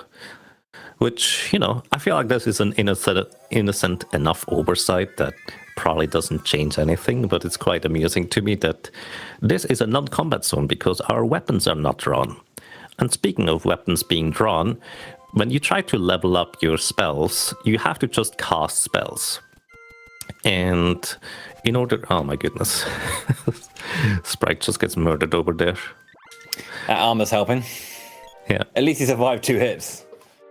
Huge. Indeed. Let's see. Leveling up spells, basically, it does not matter how much damage you do or how much MP the spell costs. You just always get the same amount of experience. 9 experience at level 0, 8 at level 1, etc. Just 1 less each time. However, if you're casting a spell in a safe zone, like, for example, next to Lookup, which has a free MP refill, you only get half the spell experience. This is probably to discourage you from trying to level up spells in towns and sleeping, just actually use them in combat areas, etc. But unfortunately, I would say most people that I have talked to actually had no idea that you just only get half the magic experience, so they would just spend like double the time in Lucas Palace trying to grind up the lady's spells, and you just, well, it takes forever. Welcome to the mushroom, people. We're not going to talk to the king because we're going to talk to him later. Either way, there's this weird thing over here where there's just a passage. It doesn't do anything, but it kind of reminds me of how you get into an area behind the counter in Final Fantasy V. So, shoutouts to Final Fantasy V, I guess. Alrighty, so now this is an excellent opportunity to explain something that I wanted to mention earlier too, but now is about the time. So, you know how you can select phase through NPC? Some people might be aware of that to get back into POTUS. This does not work right here, right now. However, let me explain 2 parts. One, an AI control character can walk through NPCs. Right now, the second controller cannot walk through NPCs, but as soon as I disable it and the AI control character is enabled, they can walk through NPCs. The reason why the sprite, or we couldn't walk through this guy, is because the camera boundaries. We need to scroll the camera down here, and now we can. And this is kind of the same concept again, where AI controlled characters cannot move the camera boundaries whatsoever. So effectively they get stuck on the camera boundary, even though theoretically they would be walking further through the NPCs if, you know, they were allowed to. So it's kind of a weird quirk about how you can sometimes phase through certain NPCs and sometimes you don't. I think this is an owl spawn. Hit that guy so he doesn't confuse me. A lot of enemies just by default target just the boy as their first target because they, you know, you would think they have random targeting, but it's just always the boy most of the time, with some exceptions. Also, shout out to these green owls. When I said earlier, enemies either have evasion or they don't. That is not technically true. These weird green owls have like a very slight amount less evasion than any other enemy. Don't know why, probably left over from when they were trying to implement the system properly. Also, when this boy gets silence, the controls are inverted, which is confusing because it's called confusion. And the owls actually love to just hunt down the character that is just getting the controls inverted, and they can attack like 5 to 6 times a second. It's kind of wild on how frequently they try to hit you. They actually very rarely attack without the character being silenced, but here you can see they're just swarming the boy, which is why I'm using... Oh, I'm not using a medical herb because I only have 2, so I will need to restock later. But yeah, as soon as the boy is no longer confused... Wow. He's fine. He's fine. They will stop that. Oh my goodness. Let's just go to the next area. I actually need the boy to not be confused. So I'm holding right here. And okay, confusion wore off. Alrighty, fun fact. This boss here, projectile weapons don't work. It has something to do with the graphics layer, I'm told, but the short version is that if you try to use the bow, the boomerang, or the javelin, they will never hit the big worm over here. It just doesn't do anything. I do believe it works on the Dragon Worm, the second variant of this guy, but just here it doesn't. Similarly with the... Where is he? Come over. Because he's normally showing up. There he is. Yeah. This guy has no evasion, by the way, so as long as I'm hitting the head, he will get hit, so I will just knock him out here. He does have more than 1000 HP, so you need at least 2 hits, because your maximum damage is 999. And a little fun fact, if an enemy has defense, it just subtracts the damage after you have your damage roll. So if an enemy has 400 damage, it just subtracts 400 from your damage roll. But critical hits basically double your damage dealt before that damage roll happens, which is kind of amusing. So sometimes you can deal like 5 damage to an enemy that has high defense, and then you get a critical hit for like 300 damage. Also, welcome to Flemmy, which is a very cute, adorable mana beast. And the King Truffle is supposed to ask you, hey, I would like to name this little guy Flemmy. Is that a good name? And you're supposed to have an option to say, or not bad right here. But actually, the game just decides for you that you can just say, Somebody in my chat mentioned that they just like to think of it, that this is the king of truffles. He does not need your input, so he just doesn't even give you the option or something like that, which I think is a fun way to think about it. Yeah, I always saw it as a bit of humor, just a little like a joke where you'd normally you can't name Flammy, but they're like, go on then. Oh no, it doesn't matter, kind of thing. But yeah, I mean, it's kind of one of these things where unfortunately this game has so many little things that don't quite work that I'm not quite sure, but simultaneously. Once again, for anybody who might have joined us later, I absolutely love this game with all its odds and ends and quirks, and I'm not trying to make fun of it. So,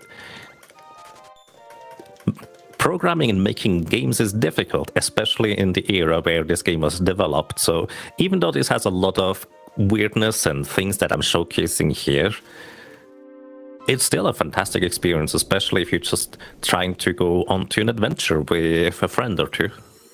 I think what I find interesting is that it has got a lot of stuff, but I mean, outside of specific visual stuff, I don't think I really ever encountered casually massive, glitches or anything like that. There is loads of stuff that's there if you're looking for it, if you're trying to play around. But yeah, I think I the only visual glitch I got is when the yellow bars go blue. I don't know why, but they sometimes just go blue. And they'll stay blue for a while, and I don't know why. Indeed. That's the kind of this stuff. cutscene here, the boy is supposed to walk further to the right in order to spread out the party, but because AI-controlled characters cannot move the camera boundary, he just stays here, which is quite amusing. But yeah, also we have 30 years of trying to poke holes into the game and find more things about it. In the end, most games are just kind of held together by duct tape and some prayers, realistically. It's really difficult to just get something to work that has no holes. So yeah, I just think this game is overall a fantastic experience. I think the most I've experienced as a kid was the characters sometimes getting stuck inside walls when you are near any rope poles, but that's about it. Yeah, I probably did talk to this guy twice. Yeah. So, Bowie, what is your reaction to when somebody is yelling fire, fire somewhere down the road? Oh, I just chill. I don't know, I just... it's fine, everything's okay. Yeah, instead of you just leave your post and start randomly walking around. Yeah, I don't tend to rush to aid anyone or run away. Two strong options, I'd say. No, I will offer just relaxing. Yeah, it's quite amusing. Maybe 2 things right now, since some people may have joined later. I'm holding the B button and the R button at the same time, which prevents my character from changing his facing direction, which is why I can just moonwalk and run backwards through this area. It doesn't do anything here, but that's a thing. The other thing I want to point out that this door here, when we originally played this when I was a kid, we couldn't find that there was a door here for half an hour. We just were running back and forth on this ship for a long time. Yeah, some things are a little bit tight, aren't they? Like that. Very, very. I think that very subtle like door handle on the left. I had a similar thing with Chrono Trigger actually. Like when you go to the future, and you have to kind of like climb down. Oh the ladder. yeah. There's the guy says, a friend of ours went down to like the thing, and I didn't see the ladder, so I was like, well, this is as far as I'm going. But yeah, that can easily happen. So yeah, the game actually forcibly, like this is forced. Like the girl just rejoins the party now. They kind of force her back in, even if you never meet her or talk to her again. Like in a 1P2C, or I'm not sure if the 1P1C does it, but in a 1P2C run, you'd normally not even like interact with the girl at all. She wouldn't have a name. She'd be forcibly joined here, and then she'd get the go to the power of 12 as her name. Indeed. Which is actually an interesting quirk. So if you know anything about programming and game development stuff, in this game, for the most part, most variables are initialized with the highest possible value rather than 0. So this also is kind of part of the reason why... Oh, okay. That doesn't normally work this quickly. This is also why the equipment item or menu glitch with the shop stuff, with the blat works. I don't know. I don't think I shouldn't be going too much into the technical details, but there's a lot you could read up about on taskvideos.org if you're interested. Also, you need to talk to this random soldier just walking around in order to get out of here. The reason why I went over to the desert here and to Kara first is because if you try to go to the Frost Country first, the cannon travel guy will just tell you that he doesn't have enough gunpowder to shoot you over to Kakara, even though it's about the same distance. Probably some winds or something like that. However, the actual gameplay reason is because you need to get lost in the desert first in order to have the sand ship scene. And the game can only initiate this from the cannon travel in Matango, so this is why we go to the desert first, head over to the ice country, and then come back afterwards.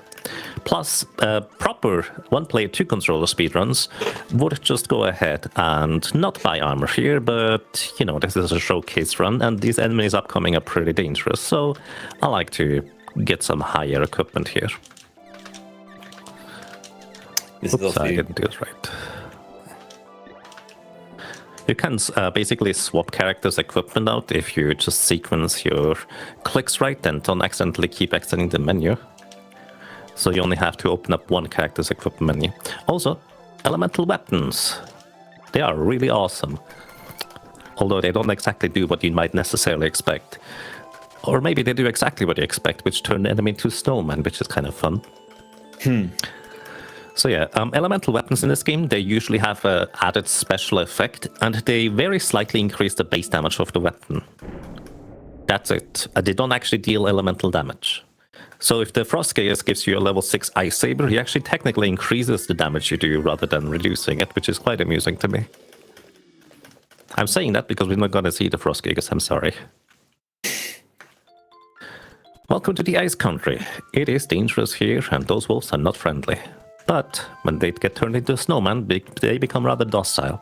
And even though it doesn't look like the sprite has the weapon enchant, they actually do. It's just that they were interacting with the NPC, so they couldn't complete the animation, so there's that. And there's just one thing after another. In here, there's a chest. This contains the spear orb. Now, this is not a glitch. This is intentionally designed like this, where the spear orb I could have picked up earlier for level 2, actually level 3 in Pandora Castle. This is supposed to be number 4. However, when I'll pick up this chest, it's going to stay here, and then I can pick it up again. This is intentional. This is kind of like a catch-up mechanic, where the game says, oh, you don't actually have enough spear orbs yet. Let me just give you as many as you're supposed to have at this point. So even if you just straight up didn't realize that there's a chest in Pandora you could pick up, you can actually just get the spear orbs right here, which is quite nice. If I'm not mistaken, though, if I'm not mistaken as well, like that also doesn't apply to the sword, because you do get the third sword upgrade as well to get the Herald sword in Pandora as well. It actually does. It does. Where would you get, as in when you fight, because you normally get the fourth one on the snake, I believe, to get the claymore. Oh, yeah, that way around, yes. Well, for the previous chest, yes. That is true. It doesn't work for boss orbs you get. You need to get those in. Yeah. So I get, like, well, normal yeah, ones. because you get the broadswords from story. Yeah, yeah, So that's exactly. a bit weird. I wonder how that works. If you miss the... There are 2 sword chests actually later down the road that catch you up. Oh, right, okay. So there are more chests. It's just those in particular just incremented by 1. Which is also funny because you can actually just get the sword chest that is later in the road and go back to get the +1 in order to get the mana sword early. In Tasnik. Yeah. Which I'm not going to demonstrate, unfortunately, because I don't have enough time in this run. But welcome to Boreal Face. He has a funny face. Yeah, I had a weird glitch. I'm not sure how it happened because there are ways to obviously get the mana sword by getting a 9th sword orb. Just like every other weapon has a 9th sword orb, the sword doesn't actually technically have one because you're meant to do it. You know, in the intended gameplay route, you use Dryad mana magic to get the mana sword. Yeah. Real quick, sorry to interrupt. I was going to say, yeah. Explain this first, yeah. Yeah. Real quick. The reason why I want to interrupt away is because this is actually a fantastic demonstration as to what happens when you step one sequence in like a sequence of events that's supposed to happen. What is supposed to happen is you walk onto this platform here, the green guy tells you to pay attention to the oven, but we're going to skip that first part here. And I'm going to open up the oven, or try to anyways, come on. There we go. I opened the oven without basically the green guy going away. So effectively, the entire sequence of events is now just one step behind. It's not going to affect anything here in general, let's put it this way. Like, that's just, it's fine. But basically, when the guy is supposed to walk away, he would disappear normally. And then Salamander appears after you free him, and then he disappears again once you got Salamander powers. But instead, Salamander is going to appear here, where you're supposed to disappear. Then we're supposed to talk to the Scorpion gang, who are confronting us about the entire endeavor on the right side. However, they don't appear yet, because we are one step behind. So instead, when they're supposed to say bye, then they appear when they're supposed to walk away. So the entire thing is just one step behind. And we're gonna kind of do a similar like trickery in the Fire Palace, but it's not gonna be as visually obvious as to what we're gonna be doing. Right, yeah, continue, Bowie. Oh, trying to remember what I was saying at the time now. Some glitch that you encountered. Oh yeah. So I got a sword orb in the mana in the mana fortress. It's got one. Don't know how. I think it was just a glitch. Like it wasn't meant to happen. And I was wondering if I was just trying to think about the idea of like those chests to like catch up if maybe I had like missed one earlier and then I somehow got another one. But it was weird. I genuinely just got a chest drop and it was a sword orb inside. You know, I have a theory about this. Yeah, I think I've told you this story before as well. So I think we have discussed it, but I can't remember your thoughts. No, this might be. I don't know if I had that same theory last time, but we'll actually get to a certain case later. Okay. Where I'm gonna get to a section where there's chests in there that you cannot normally reach, and there's a sword orb in there. So I do wonder whether maybe it wasn't quite the mana fortress, but actually like the underground city. Because there is a sequence there that can lead to that. Anyway. Yeah, no worries. Let's go for the Fire Palace here next. So the Fire Palace, you're supposed to defeat the Frost Gigas in order to acquire the mana seed of fire and be able to seal it. However, we haven't done that. So if we were to just kind of leave or move through this entire area the normal way, what would happen is the game just tells us that, oh, the mana seed of fire has been stolen. We kind of need to go and get it back. This is what's supposed to happen. However, this sequence only happens when you go through the Fire Palace normally, because it specifically checks if you have done the Ice Palace, if the plot flag is at a very specific state. So this ramp here, you cannot normally walk up. You cannot dash up. However, you might have figured out as a kid that you can just punch these ramps up. So It's kind of a fun way of doing things. However, the speedrun has a more efficient way of getting up here because it's kind of random whether you get a kick or a punch. It's literally 50-50. And what you can do is you can once again abuse barrels. So the AI control characters are currently trying to catch up with me. So I'm going to basically just do what I did earlier. I can give them a barrel, and then I can heal them afterwards. And what is going to happen is the lady is in the barrel, and the barrel is just sliding to where the lady is trying to go, even though she should not be able to climb this ramp just like this. And the reason why this happens is because barrels just ignore any, like, speed change, like for stairs or anything like that, after this kind of sequence. So this is what happens, but much faster and more efficiently in one play to control the speedruns, where you use the lady's cure water to heal everybody at the same time and just barrel everybody at the same time to get everybody up at the same time. I forgot to upgrade the spear. Oh well. So, sorry, that's entirely different. No, it's fine. Yeah, I was just thinking about that, but I wasn't sure. I don't know what it affects, so yeah. But yeah, the speedrun version is quite fun with the yeah, because you do it all at once. You kind of like you barrel everyone and then you cure water everyone, and you just zoom up. It's quite enjoyable. Annoying to get wrong though, I'll say that. Just a little, or trying to get backups, it's true. This chest here always spawns. In Secret Mana in combat areas, there's only a maximum of 3 enemies present.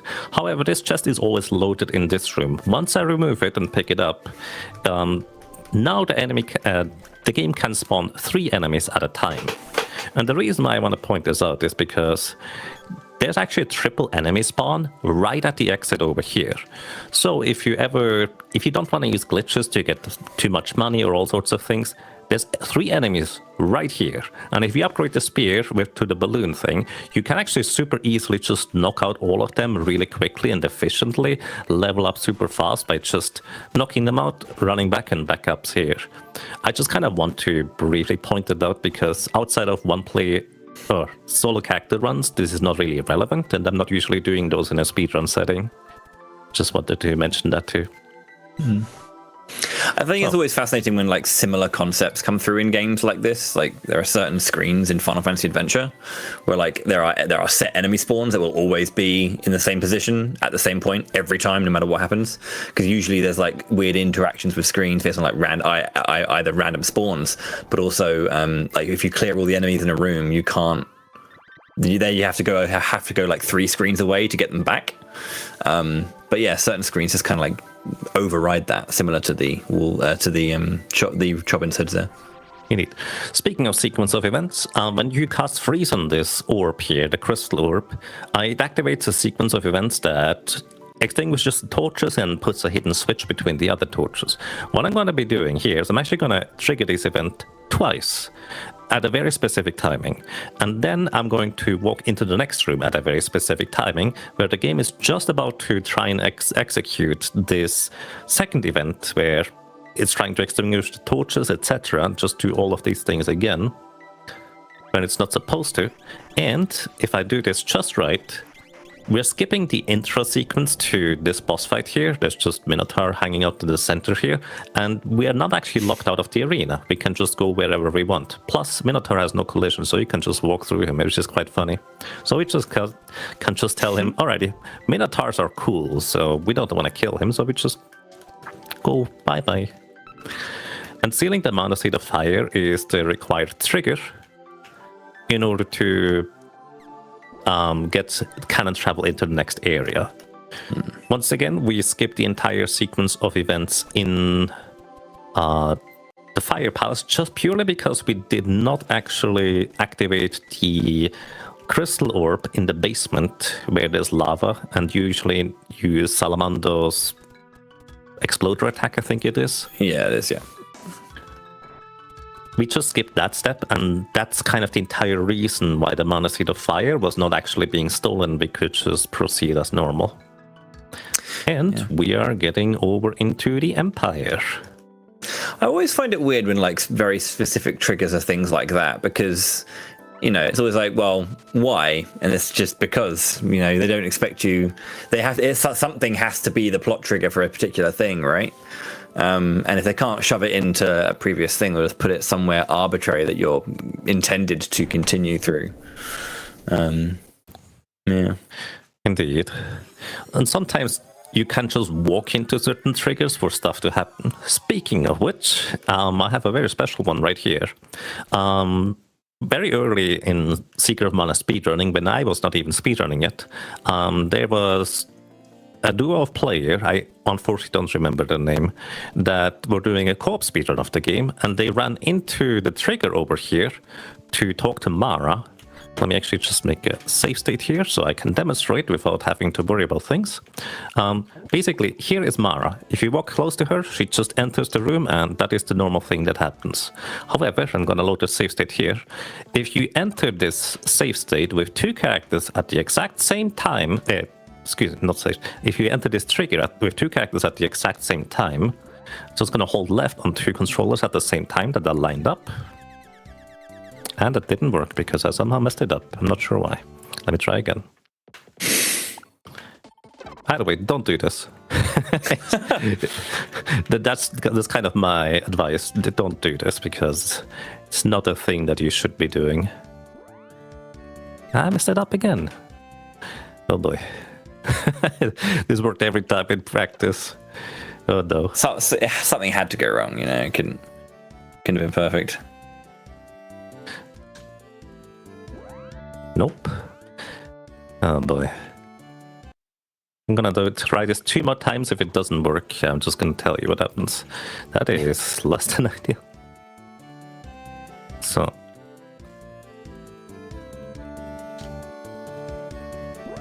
Nope. Okay, last try.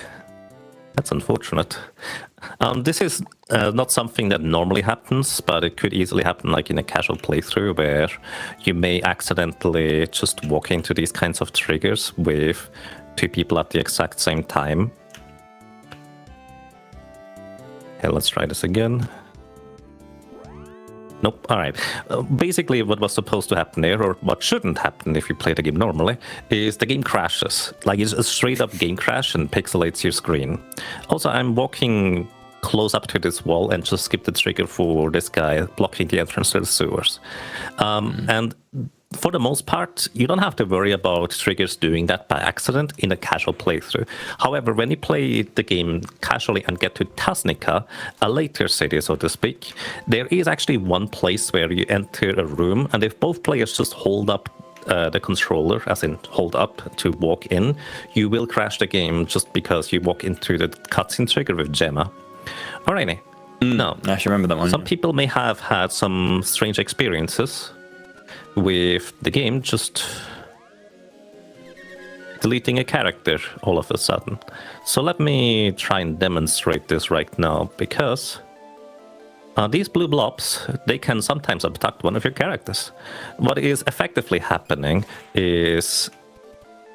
there it is, this should work. Boom, alright, perfect. What is effectively happening is you're not normally supposed to be able to walk around as a snowman, and thus snowman just doesn't have certain animations. And if you try to play those animations, like pushing an enemy upright into a corner anyways, the game has no idea what to do, and it just removes the character from your party. And this might have happened to you in a casual playthrough, and this is permanent, by the way. The lady is just straight up gone. So, you know, probably don't want to have that happen. Oh my goodness, speaking of don't... These guys, I don't have any more medical herbs. I used up all of them. Okay, I actually do want to bring this over real quick too. This should be fine. No, it's not fine yet. I need to move him further up. The old snowman trick. Yeah, alrighty. So we're going to make another save state here. Once again, I'm using save states to demonstrate things that you shouldn't do. If the boy is a snowman here, and then we walk into this cutscene, let's put it this way. The boy is supposed to walk forward in the middle of this cutscene and nod his head. The snowman does not have a head nod animation, and that's it. Nothing happens anymore. The game is just stuck. So you don't want to walk in here with Bowie as a snowman. Very deadly.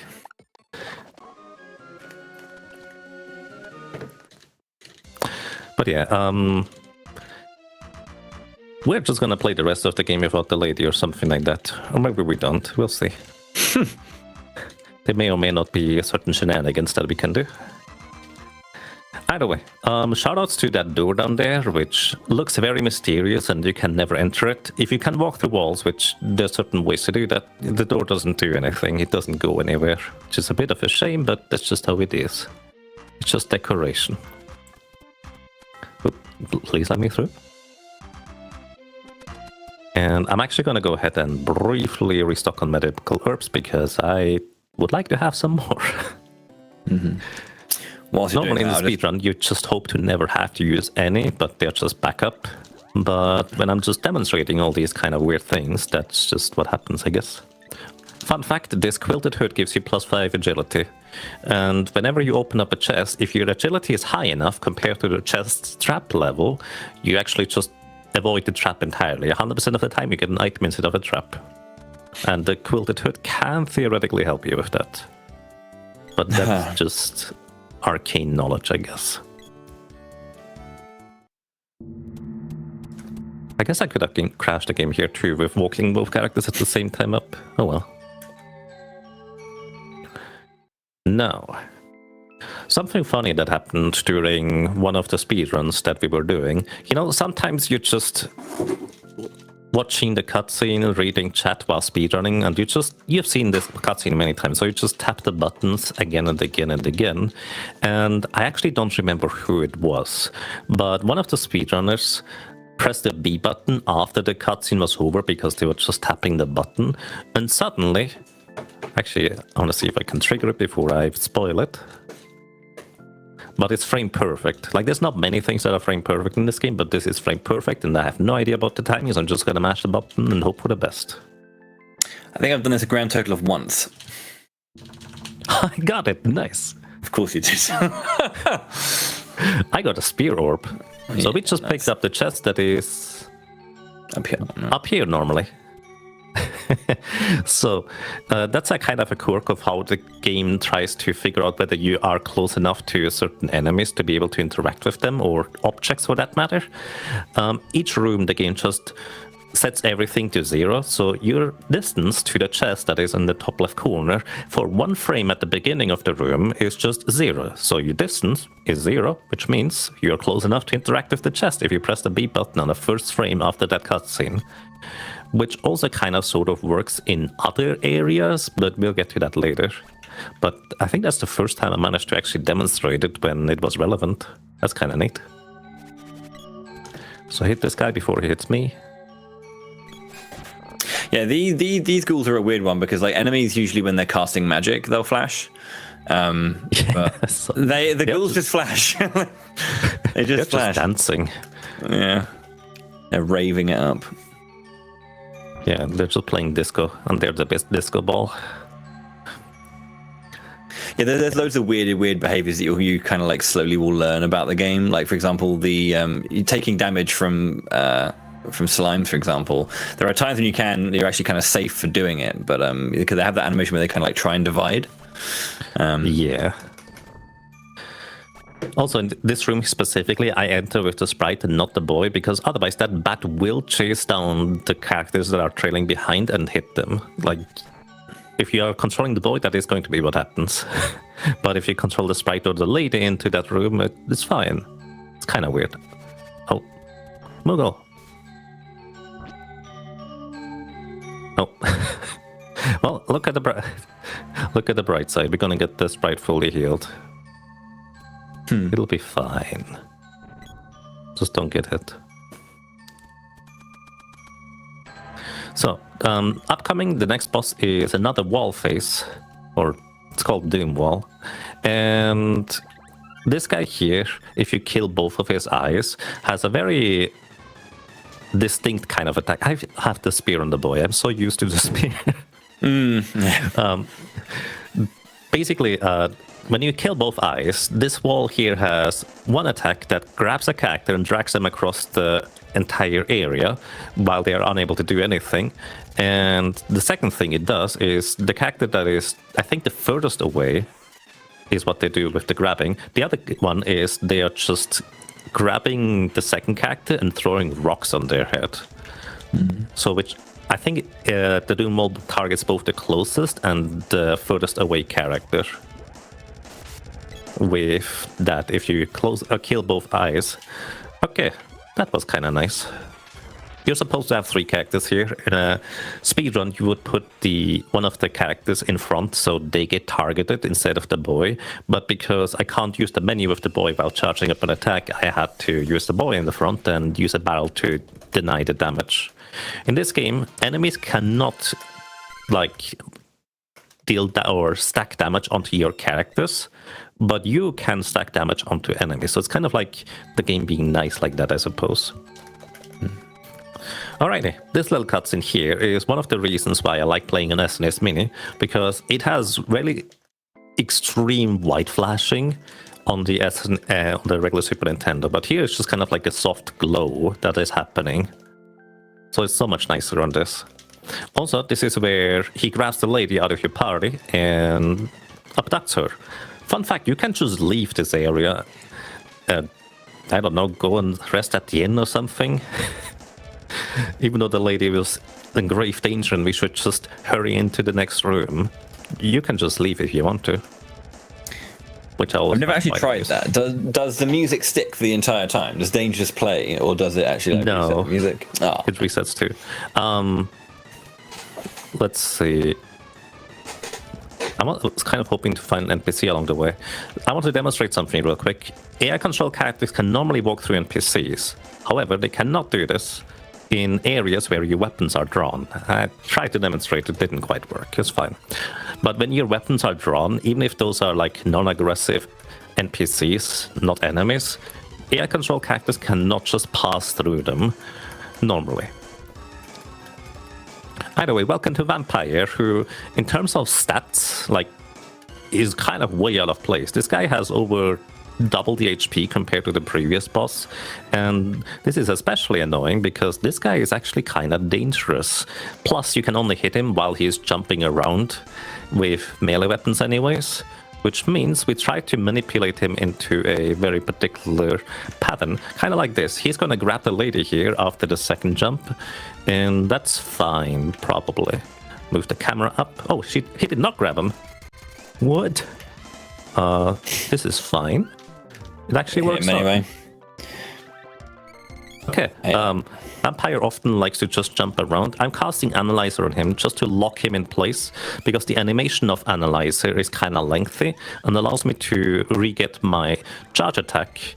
And he is still eating... Wow, holy. That went really well. That was pretty good, yeah. I'd take that in a run. Yeah. Basically, you just lock the Vampire into the getting analyzed animation, so he doesn't continue his eating process, so we can just continue hitting him over and over again. Normally use slowdown for this, but Analyzer gives you a bit more of a longer window to work with things, and since I'm not used to using the whip over the spear, that kind of worked out well. Yeah, both slow down and Analyzer both cost 1 MP as well, so you get a fairly few. I mean, because you have it. I'm not sure how much MP you have at this level. Roughly 20, I think. So you got plenty of chances. So you can keep them locked down for quite a while. Yeah. Finding that out was a big change to that fight, because doing it raw was. It was rough. Yeah. Worth noting that my brain just skipped a beat and I forgot what I was about to say. Alrighty, regardless. Now, before we go back to the rebels, so we just defeated Thanatos in the ruins, and this town, kind of like Pandora, is now freed from their evil influence. So the Emperor has seen the error of his ways and is inviting us to a banquet. However, we're going to say that sometimes ghosts are invited to parties. So we're just going to have the lady take a nap or something like that. And this is going to tie in with the concept of AI control characters can normally path through NPCs, but not if your weapons are drawn, like in a combat area. I think a key part about making this happen, by the way, and like, is that those enemies disappear for a bit. I think it's after you do this cutscene they actually disappear, so you need to go and get that done at that point, yes. because when you defeat Demon Wall and Vampire, there's no enemies in the shrine in the ruins either. So it's very kind of kind that they actually leave the enemies available. And at least I'm pretty sure the ruins lose their enemies, similar to the Pandora ruins. Yes, that is accurate. So yeah, Yeah, there's no they're more gone enemies now. here. But, so, as mentioned before, air control characters cannot walk through these, and you cannot select phase through these NPCs because of the same reason. Now, what we can do here, however, is ghosts have no such quarrels about moving through these NPCs, so we can just have the latest ghost path through here. Sometimes it doesn't show up on stream, but she's basically continuously running behind the guards, and if I time my use of Cup of Wish as well, she's just gonna appear behind the guards, and we just skip straight past him. So we are invited to a banquet, but we decide to ask our ghost friend to get us into the back rooms early instead of later, which means there's no enemies here, making this area a lot easier. Shout out to Crow, who figured out that we can do this, because we had figured out all sorts of glitches and skips and stuff, but the simple act of just knocking out a character to walk through the NPCs hadn't occurred to us for such a long time. It's quite amusing.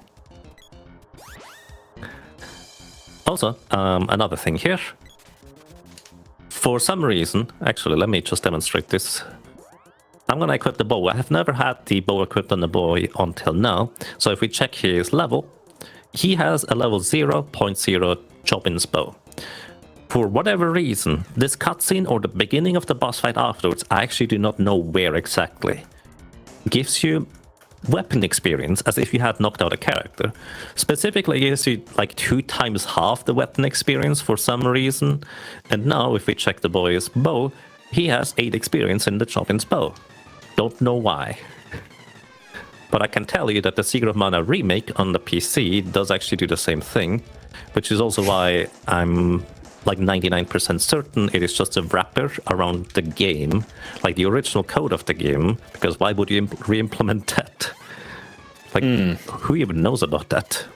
So, this rider here, he just dashed across the screen. This is what he normally does as soon as he reaches like your vertical level. However, in order for him to run us over with his machine, he needs to be able to go low enough. But the border of the arena is right there, so he can't do that. So he's literally not going to attack us unless we hit him. He's just going to chill, I guess. So we can easily just knock him out. Goodbye, sir.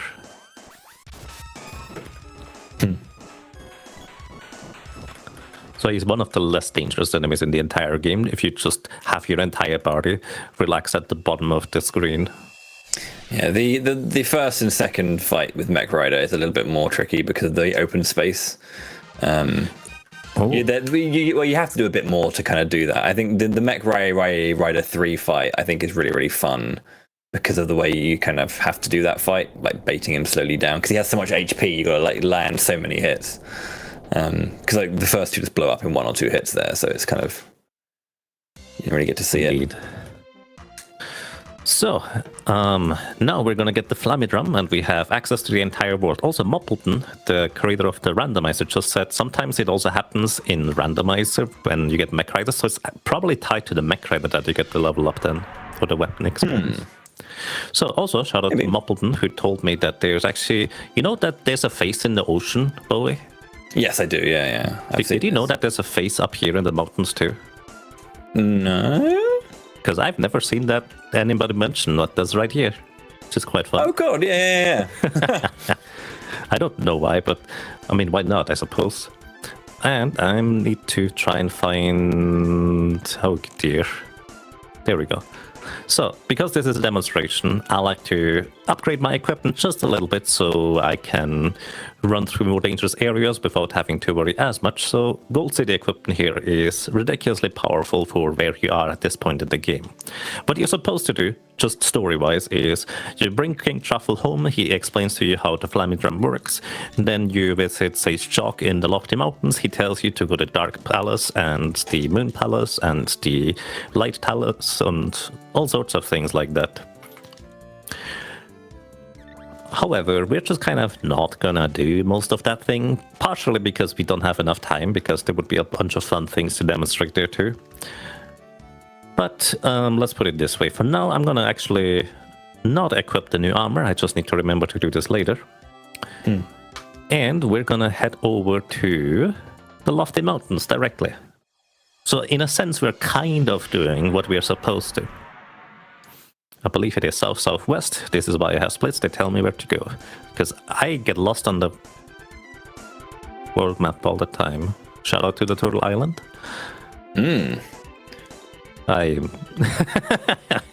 Well, you didn't commit to the south-southwest. I think you went west-southwest. That sounds about right. There we go. Yeah, I get lost all the time in flying. I have played this game for literally thousands of hours, and I still get lost. Oh well. There are some things you never learn. Like, who here can confidently say they know what menu they're going to when they press up and down? No one actually knows. Like, well, they just press up and down and they hope. I'm pretty sure up from the weapons is items, but I don't know. All I know is that items and stats are on the opposite side, and then so are like weapons and magic. So for the sprite and girl, you have to press twice from weapons to get to magic, but then one to get to. I think that's the only thing I know. But of course, the boy is unique in that because he doesn't have any magic. Anyway, more tricks.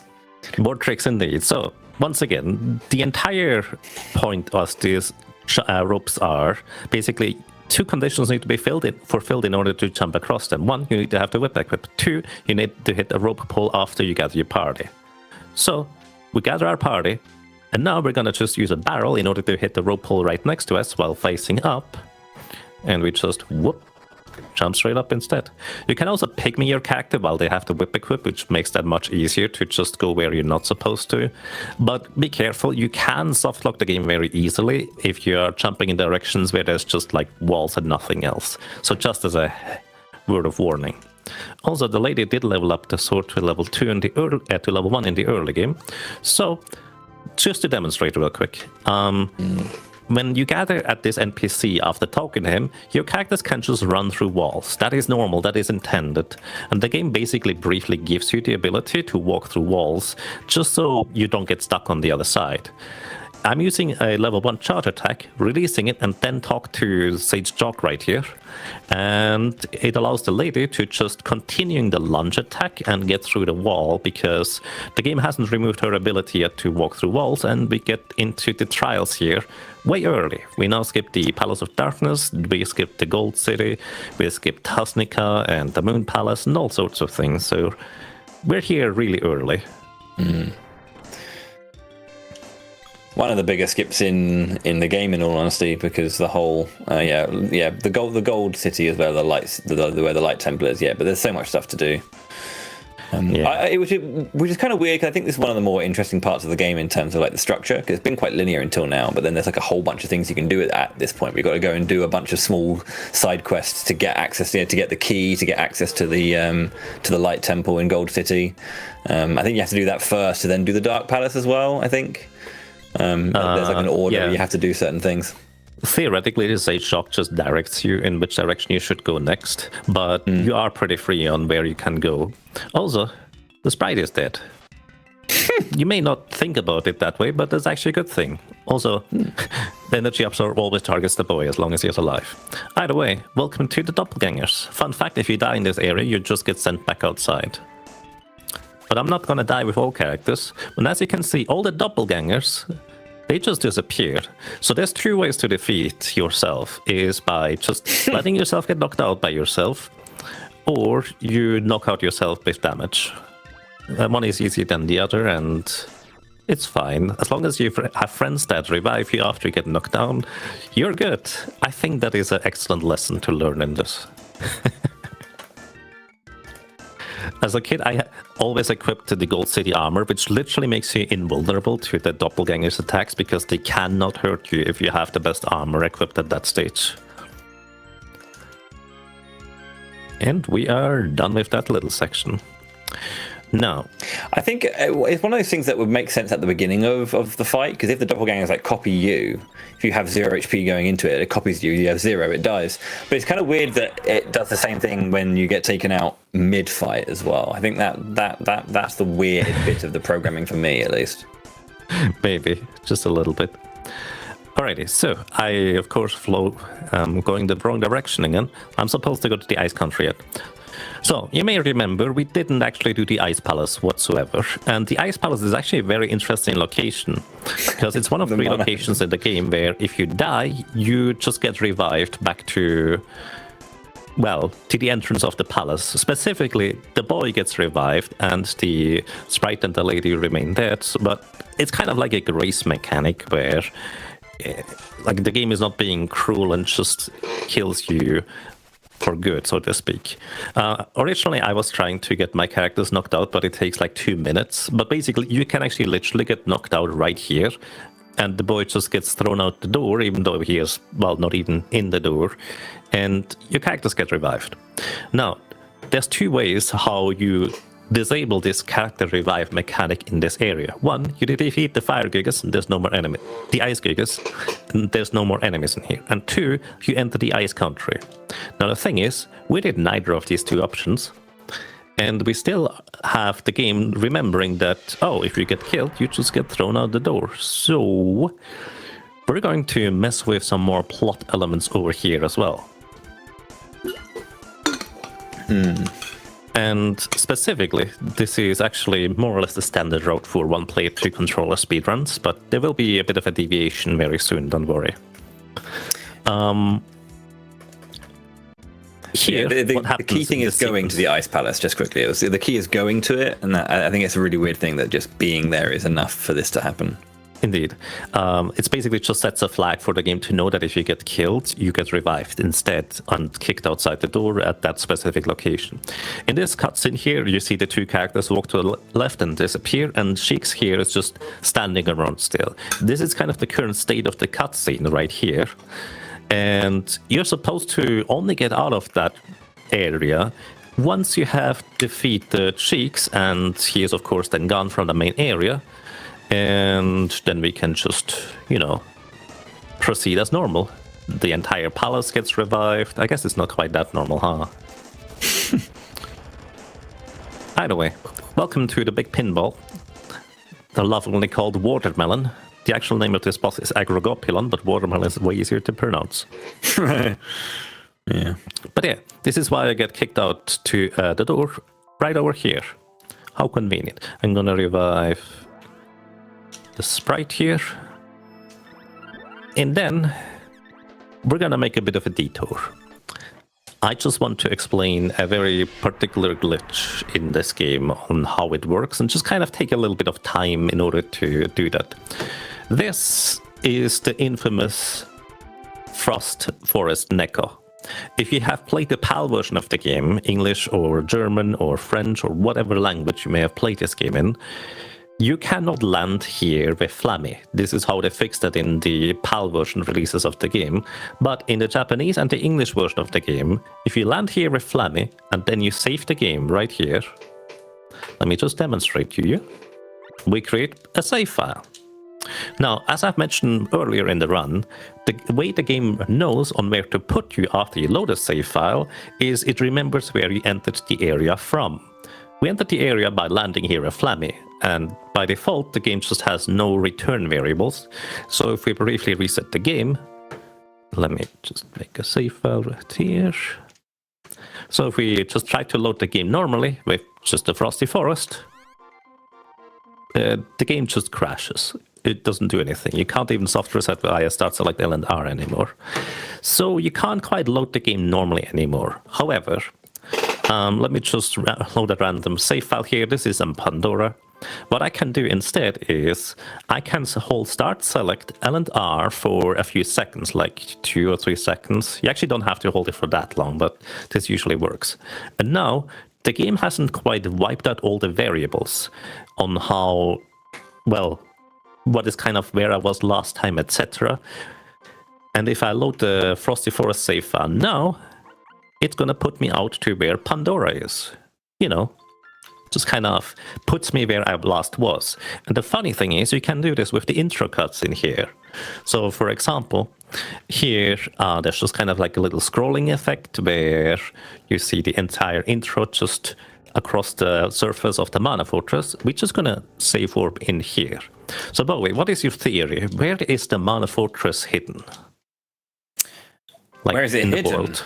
Yeah, where in the world would you... Go ahead. I mean, I don't never actually thought about it. Where is it hidden? It's a good question. I mean, maybe in the sunken continent, I'd have to say. Yeah, that would make the most sense, but I tell you, it is the ice country. Because if you walk in here, you land in the ice country. Yeah. Which is quite amusing to me. I assume it's just something to do with this is just the default location where the game puts you when you enter a trigger that you're not supposed to. And that is just kind of a weird thing that can happen. So, now, there is another, actually more useful location or cutscene to warp into. And that is at the very beginning of the game, where the boy is just kind of falling down the log, down to where the mana sword is. If you save warp into the screen where the boy is supposed to fall off the log, for some reason the game has a failsafe to just teleport you over to Potos. No idea why, but what happens there is it effectively grants your characters to be invisible, like they're supposed to be hidden for the purposes of the cutscene. And the weird thing is just that the game just never removes that status. The characters are going to be still invisible for the purposes of that cutscene. I'm explaining this beforehand because this just takes a while until we get there. Now, we're going to save warp here, hold start select L and R for 2 seconds or something like that. Then load the save file in the ice country. And boom, we have invisible characters. Now we're going to revive the lady here. And for some reason, healing a character just makes them visible again. Now, just to demonstrate, we can walk around here in Potos, which we're not supposed to be here, kind of like normal. And the thing is, I can still control the boy. The boy is right here. This is where the menu is. And if I try to enter the door... Take his word for it. Take his word for it. Yeah. I try to enter the door, nothing happens. If I try to enter this path over here, nothing happens. As you can see, the lady is actually stuck on the trigger that is supposed to bring you to the next screen, but invisible characters cannot interact with these. And another weird thing about invisible characters is if you select an invisible character, press left and then B, you interact with the closest or the first NPC in the list. In this case, that is the shop. So we could just buy stuff. All those things get really out of whack, and you can easily softlock the game if you enter shop menus or ring menus while the character is either out of bounds or the game has no idea where to put you. So let's not do that. Instead, I'm going to demonstrate something that I think have only been showcased officially, like GDQs or RPG limit breaks once before. We're going to go back into the Rabbite Forest. No, of course, you're not supposed to come back here. But little fun fact, Rabbites are the only enemy in the game that instead of a 1 in 16 chance to drop you a chest, have a 1 in 8 chance to drop you a chest. And 1 in 8 is not too terrible, but it might still take me a while until I get one because I need one. Something I haven't mentioned yet. Go ahead. I was to say it was really funny that one of the invisible characters did kill a rabbit earlier. It looked like one just blew up. They mostly can't actually hit enemies with melee weapons. They can only do so with projectile weapons. Similarly, they only get hurt by melee weapons for the most part.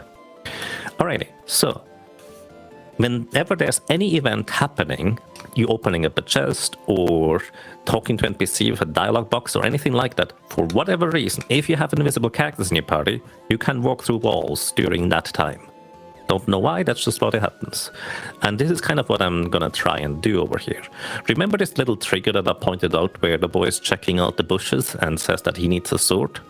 Well, there's kind of like you know, a little bit of a fake area to the left of this screen here, where it's supposed to look that is where it came from.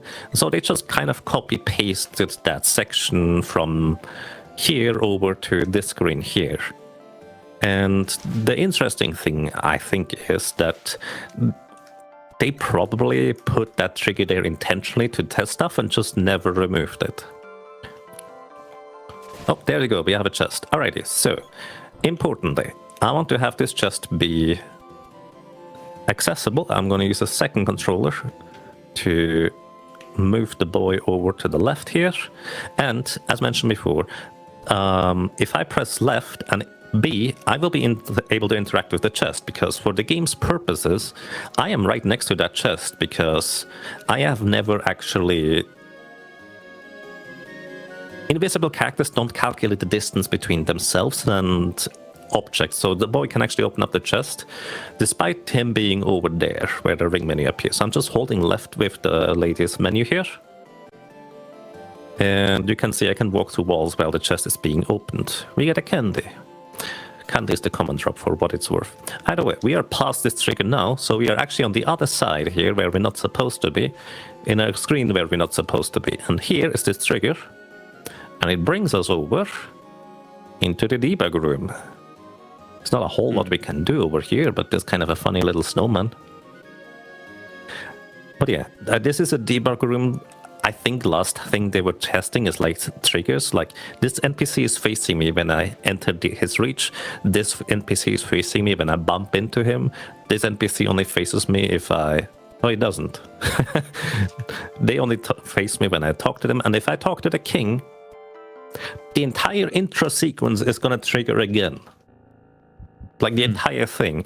And despite the POTUS thing earlier, teleporting me to... the lock thing teleported me to POTUS earlier, it doesn't actually do that now. And you might notice that the characters are just walking across the screen. The boy and the sprite were invisible.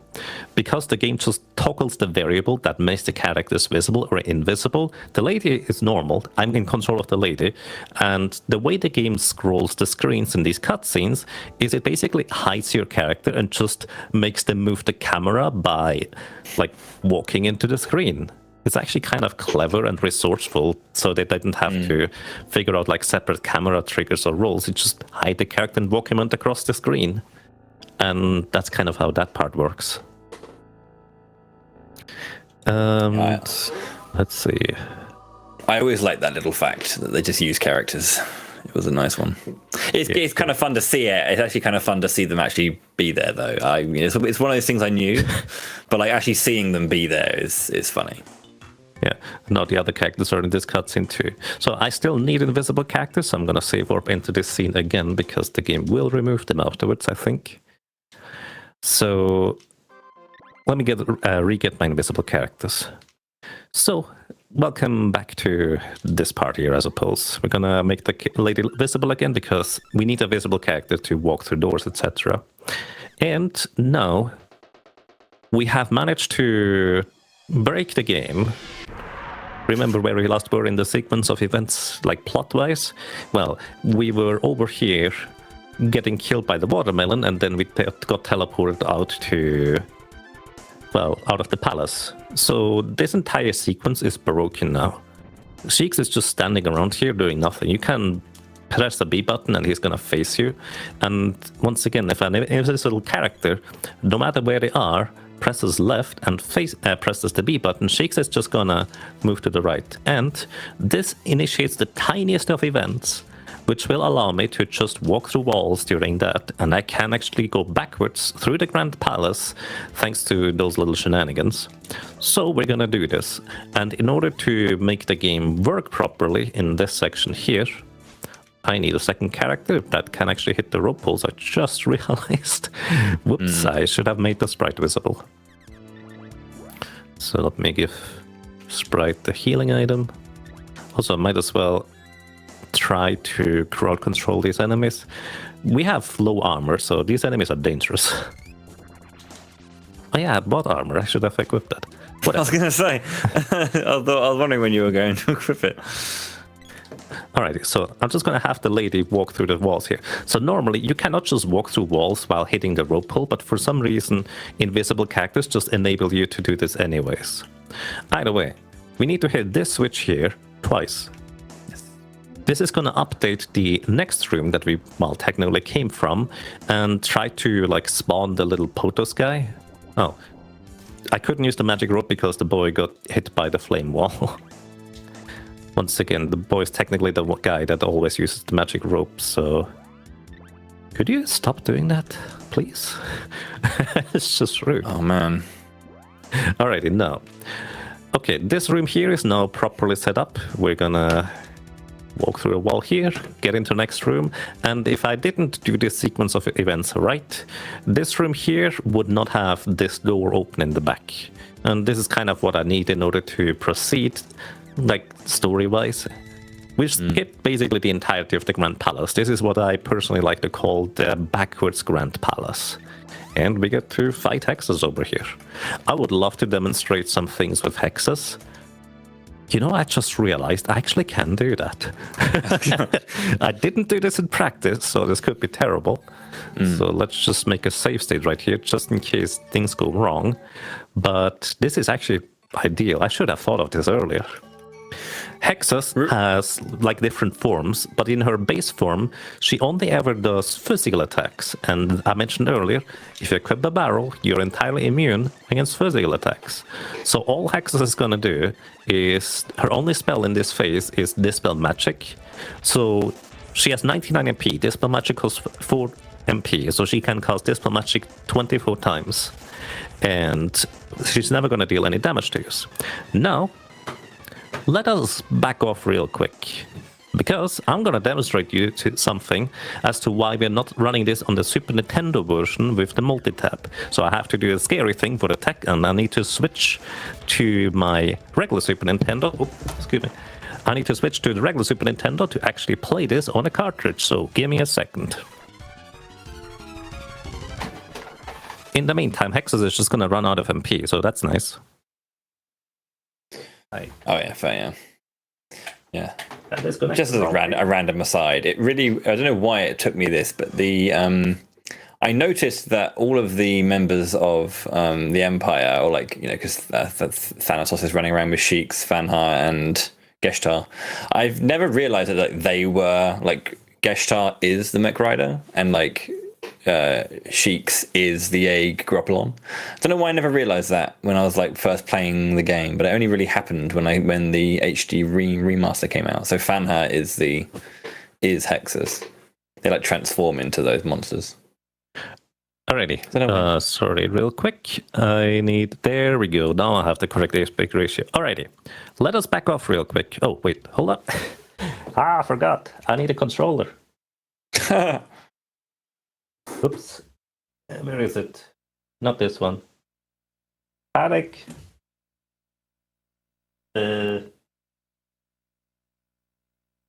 Whilst Yago is sorting things out, if you just joined us, welcome to Random Encounters on RPG Limit Break.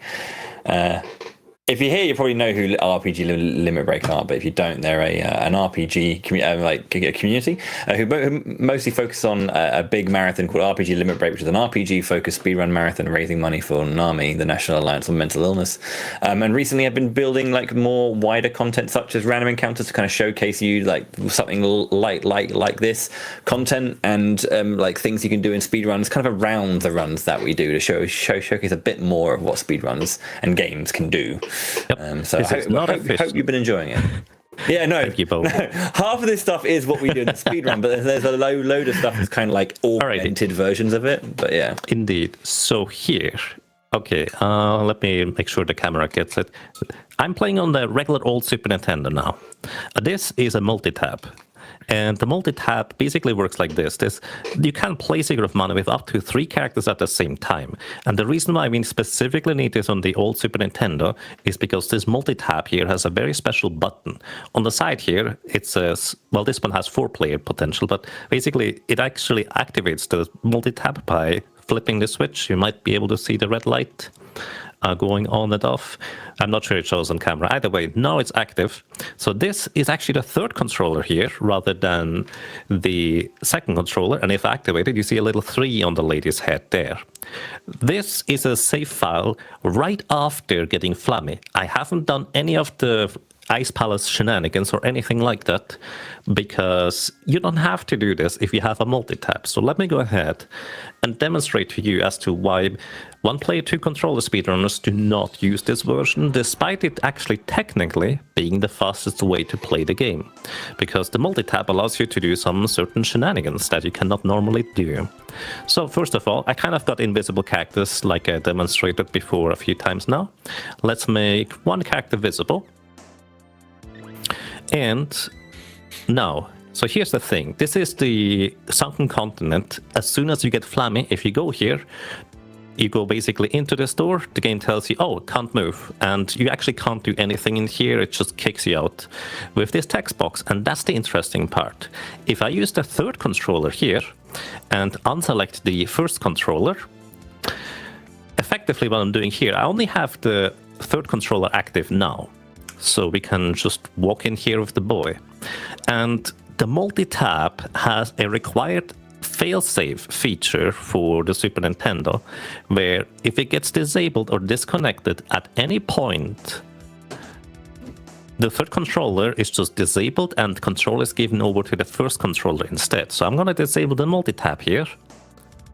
And now my character is just able to walk through walls because the boy is not locked into this text box cutscene, and I can just get out of bounds here. This is how the area normally looks out of bounds before you rise the continent out of the sea, so to speak, and it just looks really weird. You're not supposed to be here. And we can just actually now do the entirety of the Grand Palace forwards. This is the other kind of skip, so to speak. The thing is, at this point, we don't have Lumina, we don't have Shade, we don't... Oh, the other characters are stuck. That's great. We don't have Lumina, we don't have Shade, we have very low armor, and I think the boy's fine, actually. We don't have Lumina, we don't have Shade, we don't have Luna, so we cannot normally complete the Grand Palace, because you need pretty much all elemental magic except for Dryad in order to get through here. However, there is a way, and I have demonstrated that way earlier, in order to get through a wall. So, also by the way, this book can be quite naughty. Let's see. Nope, that's not what I meant. Probably shouldn't demonstrate this here anyways, we're fine.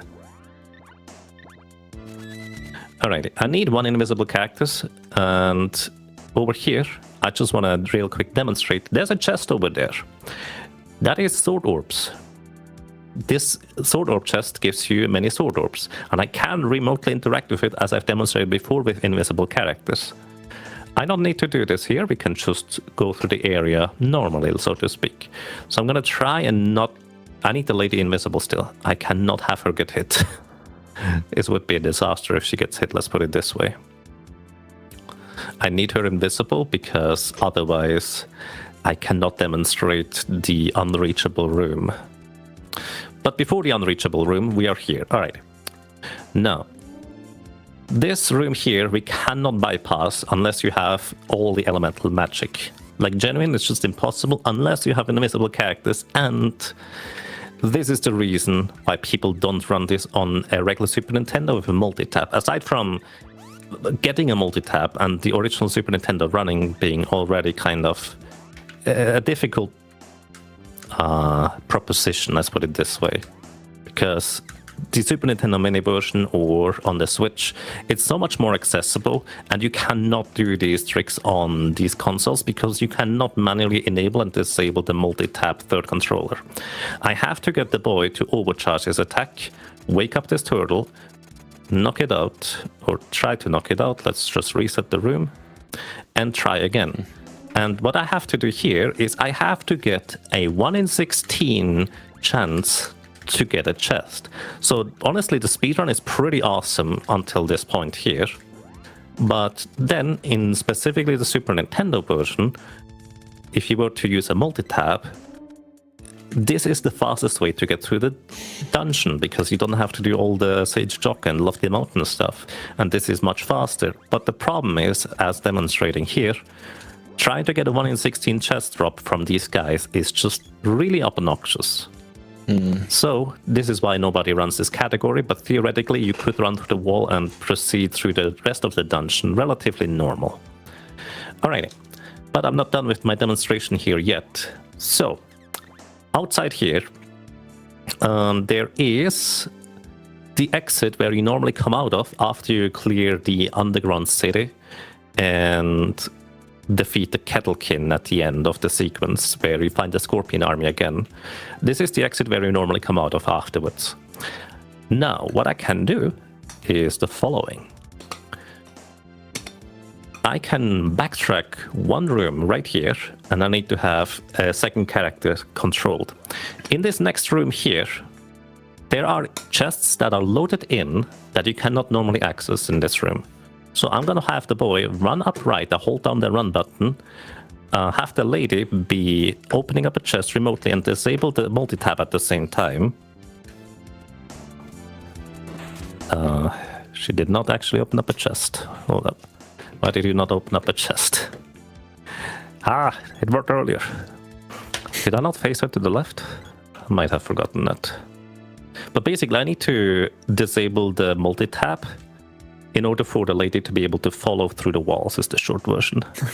It's just Yaga using like 9 controllers at the same time. Why is it not work? Come on.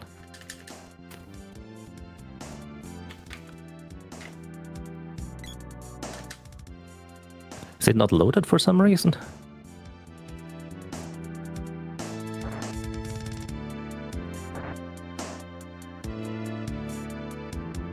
There we go.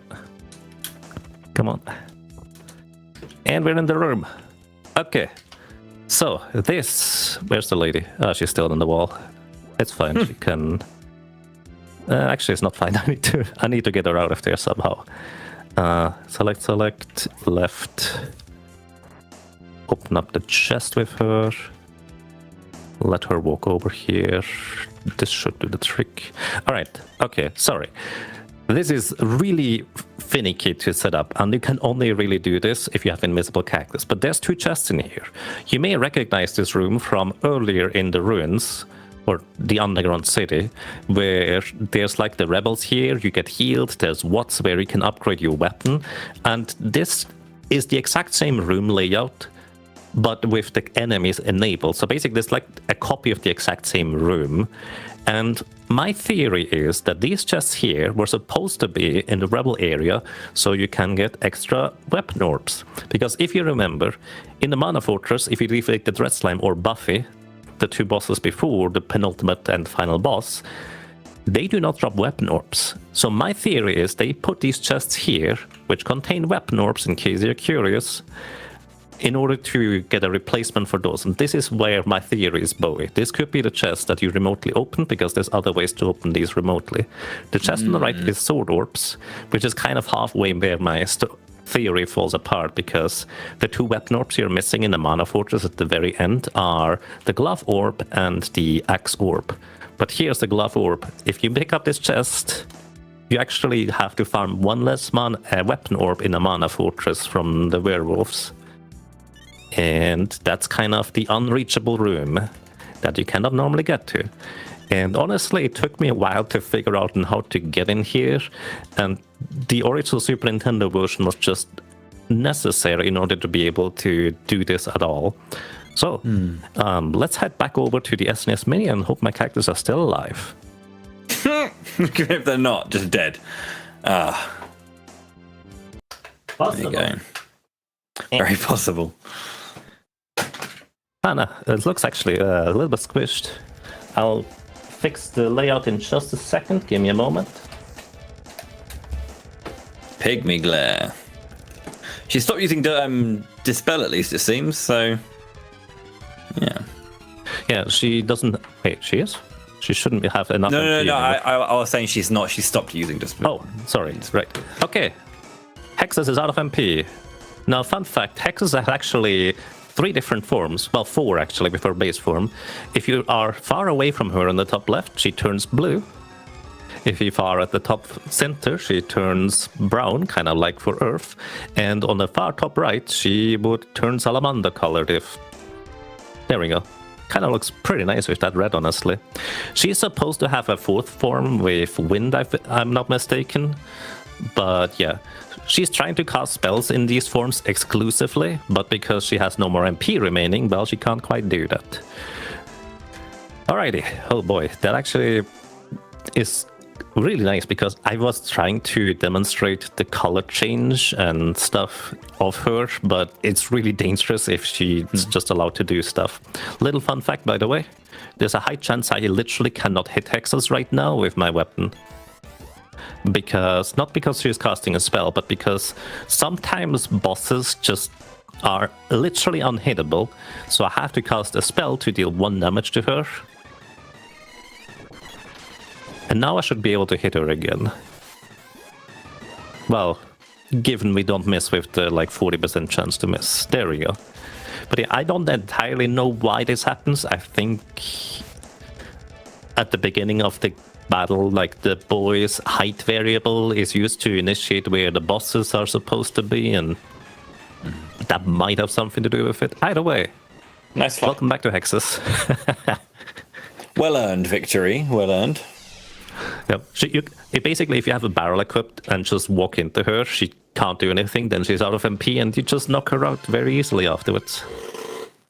I like to use that trick in the solo character challenge runs, because it's quite fun. From one boss straight into another, Mech Rider 3. Again, there's the whole thing about him like not being able to dash if you can't get below you is kind of true if you can get him to the bottom here, which is kind of because he has a lot more HP. It's kind of fun, I think, at least in the speed run, kind of like slowly hitting him as he moves down and kind of like fighting him along the bottom. Yeah, exactly. Oh, nice whiff. Yeah, it's just, I think at this point we are high enough level that it's more like a 30% chance to miss my attacks on enemies. Once again, they just have evasion. The game is not good at communicating that you just have a chance to miss, unfortunately. But hey, I do like that because he walls himself as well. When he starts doing speed boost, he starts popping it on you. Yeah, that's true. I completely forgot even to point that out. But yeah. He would actually do something else if he had any buff, or debuff actually, and his attacks would be reasonably dangerous because they have like a high base physical attack damage. But he just tries to cast speed up himself while he has walled, so he just reflects it over to you. And to my knowledge, speed up does nothing. Like it just doesn't work. It says hit rate boost. Yeah, it says that. Yeah. It's like evasion in SD3, I guess. Alrighty, we have about 20 minutes to spare here. Well, actually not quite to spare, really. But yeah, this is the entire sequence after you have risen the sunken continent, and then you just plop it back down into the ocean, and have one of the best musics in the game to just fly around with. Now, if you try to go into the Mana Fortress right now, the game is going to tell you that some force is preventing you from doing so, because, you know, you need to go and complete the Pure Lands first, so just kind of demonstrate this here. And the normal way to avoid this in a speedrun is quite simple. I can demonstrate, if I find where I need to go for it. God. Just as a reminder, this man has run this game for about 15 years, or something like that. I don't know what. I have not quite 15, not that really. long. No, I'd say like 10 or something, or 11. Something like that. Alrighty. Here we go. Gonna grab the sword. So, here's how this works. This little chicken thing here, when you jump on it, it hops you up onto the ledge. And it's kind of neat, because it's a little bit of a shortcut. I used that earlier. Now, I'm gonna use the lady's lunge attack at level 1 with the sword that just moves her forward in order to move onto the thing after I call Flammy via the Flammy drum. I think this is gonna work. Let's see, sometimes it just stops early. Okay, this works. And now, the game is trying to hop me up onto that ledge. as the next thing. But because the Flammy Drum kind of interrupted that event, the game just has that stored. Now we could use this in order to literally just jump over the Mana Fortress barrier. But I have a different plan. Because this is the showcase run where I can do stuff. Now remember where we landed when we got lost in the desert. You actually can technically land there again, and this plateau here is actually one of these locations. However, what the game normally does is it just... Actually, I need to save state here, I just realized, because it's gonna be not good. Basically, what the game normally does, it just teleports you back to the normal area of the desert. So you cannot normally revisit this area here. And we are back here. This is where we got lost in the desert. Welcome to the Scorpions. If you try to get every rare drop from every enemy and forget that you cannot revisit the Scorpions, this is one way to get back here. I may or may not have done that. Okay, so you go one up, one right, one down, one left, one up, one left, one right, one down, one right. It doesn't matter really. But here, the funny thing is this cutscene is going to trigger again where everybody's really thirsty. Once again, the boy's just bonking into the camera boundary wall. Look, over there. What is over there? Of course a SAM chip, but there's no more triggers, so it's just here. There's nothing you can do here, but it's just kind of fun that way. And the reason why I needed to make a save state earlier, once again, I'm using those for purely demonstrational purposes of what you should not do, unless you just want to load a save again. Oh, by the way, every map in this game just wraps around. This is not a different sand chip. This is just the same sand chip, but on the other side, because the maps wrap around. I cannot actually use the Flammy Drum here. Game doesn't let me. So you're soft locked in here. Let's not soft lock in here. But yeah, let's see. What do my notes say? What I should do next? Actually, I guess my notes do say Mana Fortress run if we have time. Which, I might be close, but we could try. But yeah, this is basically, you just use the chicken in order to hop up onto the ledge, and we have that information stored now onto Flammy.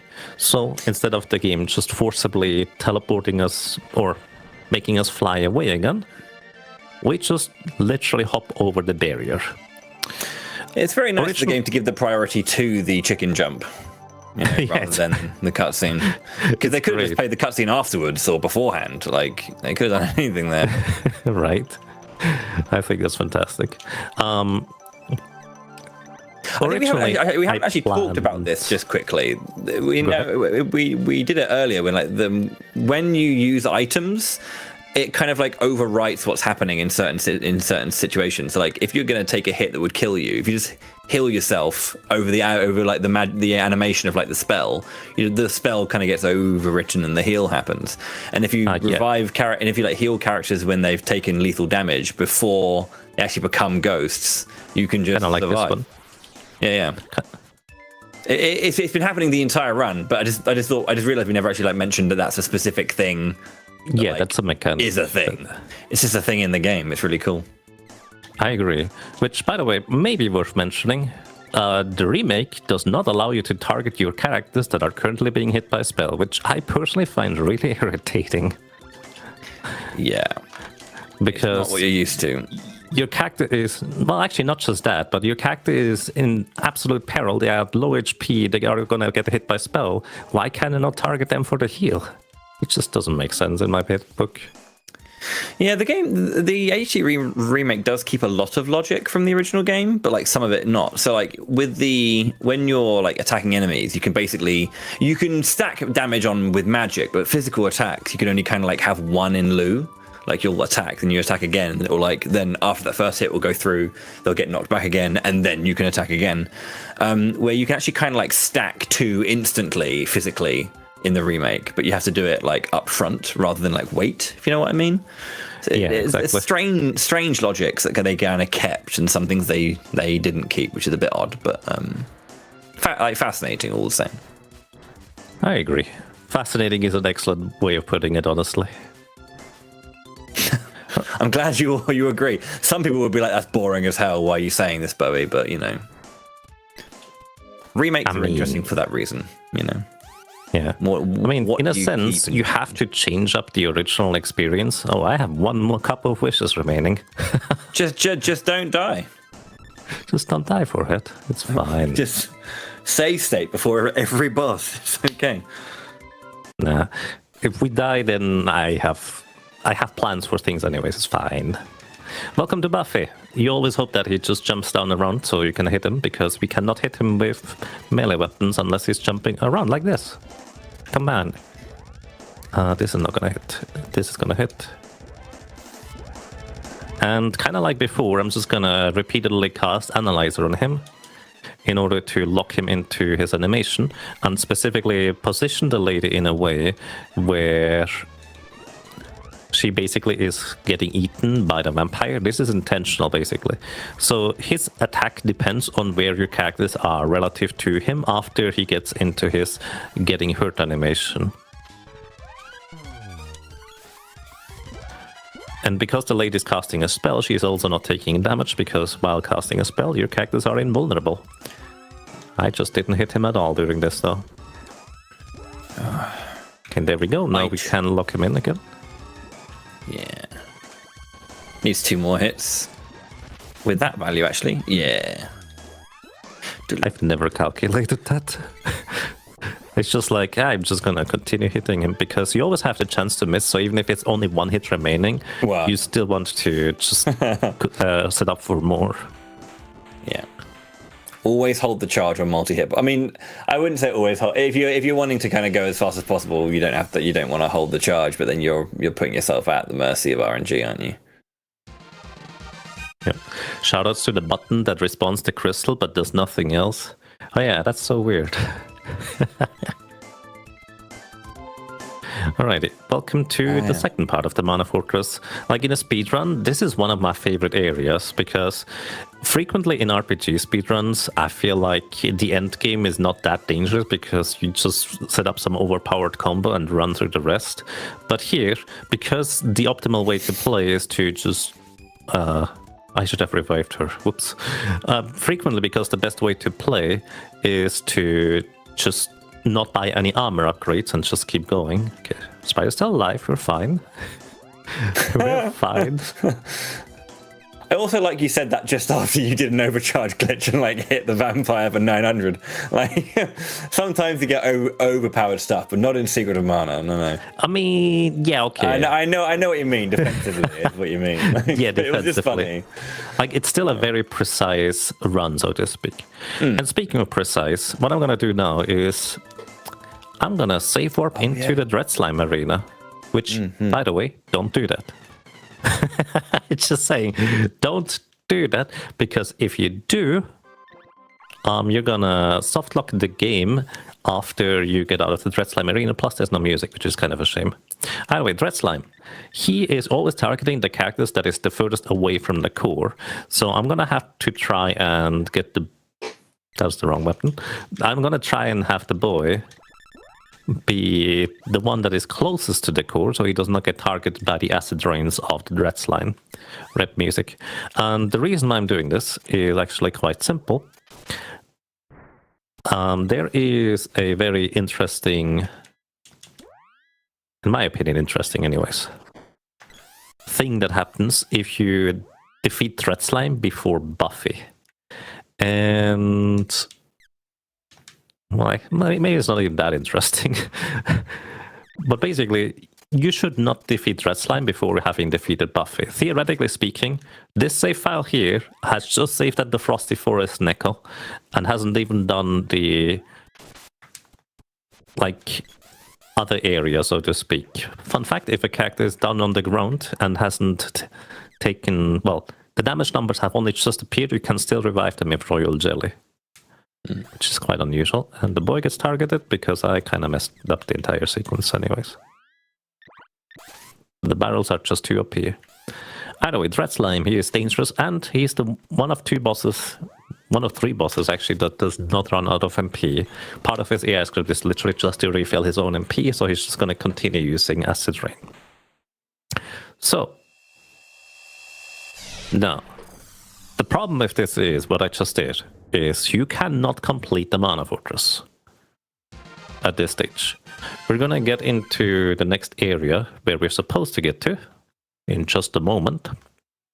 But because we've never completed the Mana Fortress properly, like we have not followed the correct sequence of events of all the switches and the bosses defeated in the area. Also, we level up a ton, which is why we're not moving anywhere. The game just doesn't know what to do. If I were to go back through this switch right now, I would be able to instantly refight Dread Slime a second time, which fixes some things, but not everything. Let's put it this way. But effectively, I just want to demonstrate a weird thing there. If you go into the arena with Thanatos now, it's just not gonna work. I'm pretty sure it's not gonna work. Also, this mask here often just hits my character, so I'm just gonna be a little bit more careful. Yeah, the end of this game is an art form in terms of, like, we were talking about enemy despawning, all that kind of stuff, like setups and movement patterns, to make sure you just get rid of all of the generally like horrible stuff, because without armor you just get, as you see, just hammered. Yeah, and the ninjas, one of the weakest enemies overall, so even those knock you out super easily. The interesting part to me is that better speedrunners nowadays, they don't even buy armor in Kakara, and that at least gives you like some security against even later game enemies, where even the boy will occasionally survive an attack.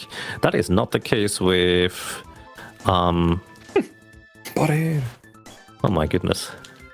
That is not the case necessarily. Oh jeez. because I saved word, I have a couple of wishes again, but only one. Oh no, she's fine. Oh no, she's fine. Oh, I think she just ninja'd it. Yeah, she's fine.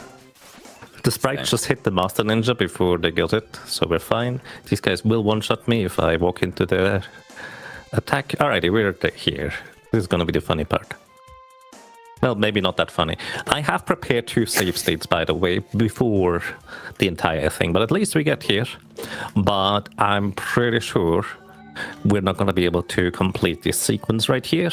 And if we can, I'm going to be amazed, which, you know, I have planned out most of this run, but some things I kind of do a little bit more spontaneous than others. I may have played this game a lot. But don't worry, we're going to get to the end anyways. And I'm not going to use a save state. Well, technically I will be using a save state for that, but for a different reason than you might think. If you kill him the right way, he goes smaller. Dread Slime? Actually, that is Lime Slime. There's 2 different slimes in the game. Dread Slime grows larger, Lime Slime goes smaller. Also, Lime Slime has the properties of changing his element and inflicting you with poison, freeze, and burn. Dread Slime just casts Acid Rain, which I don't know if that's intentional, but it's a lot more boring. Yes. Alright, we found Dialogue. It wasn't that guy that walked into the witch's castle earlier. Hey, look, he's still here.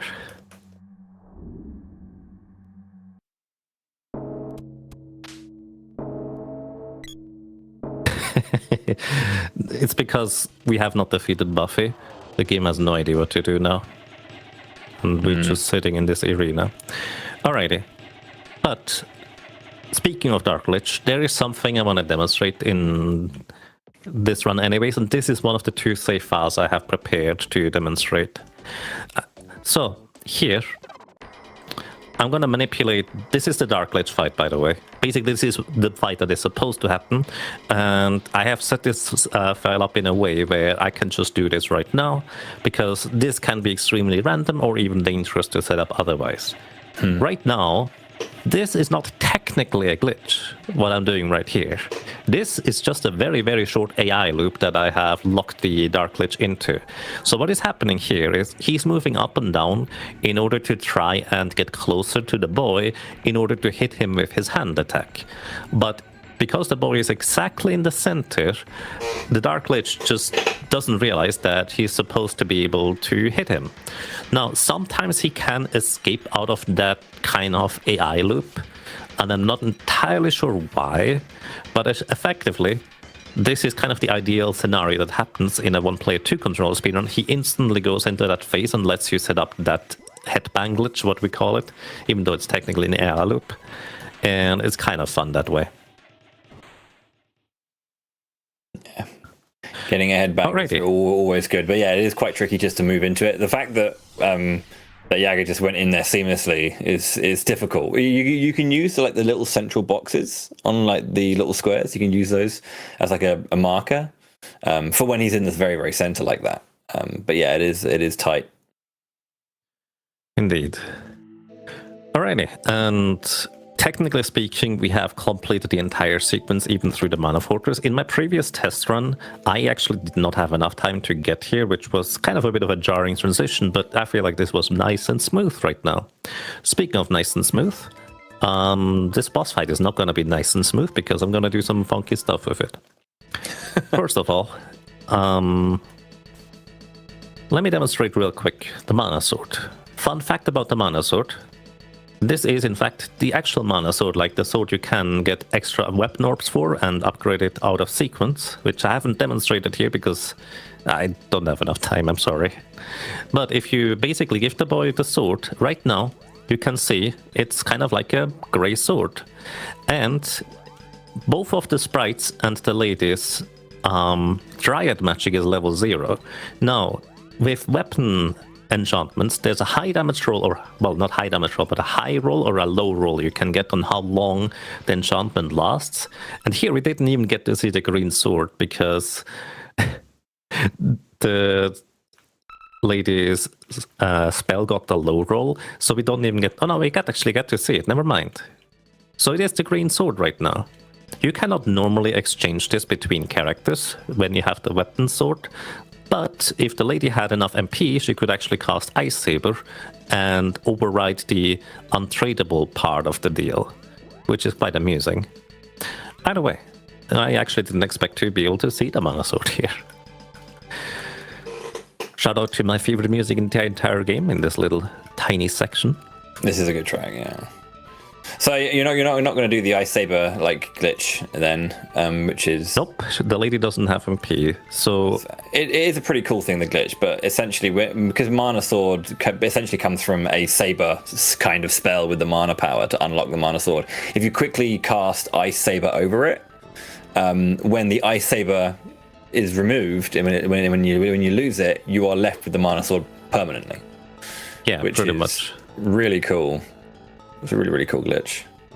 Yeah, but I did this when Moppleton. Sorry, go ahead.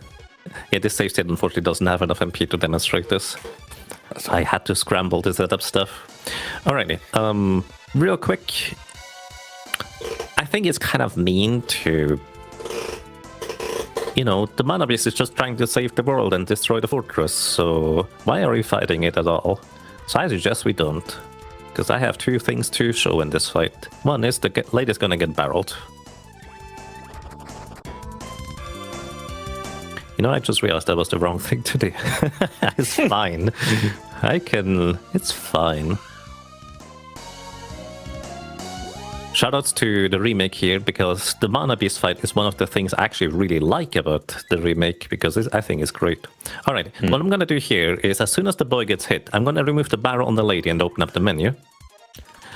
And now, for whatever reason, maybe Moppleton can enlighten us, if I open up a full screen menu, like the level up menu, and close out of it again, the Mana Beast is gonna look a little bit worse for wear. Just a little bit scrambled, you could say. And I don't really know why that happens, but that's what happens. And if you ever wonder what happens if you just save warp into the Mana Beast arena.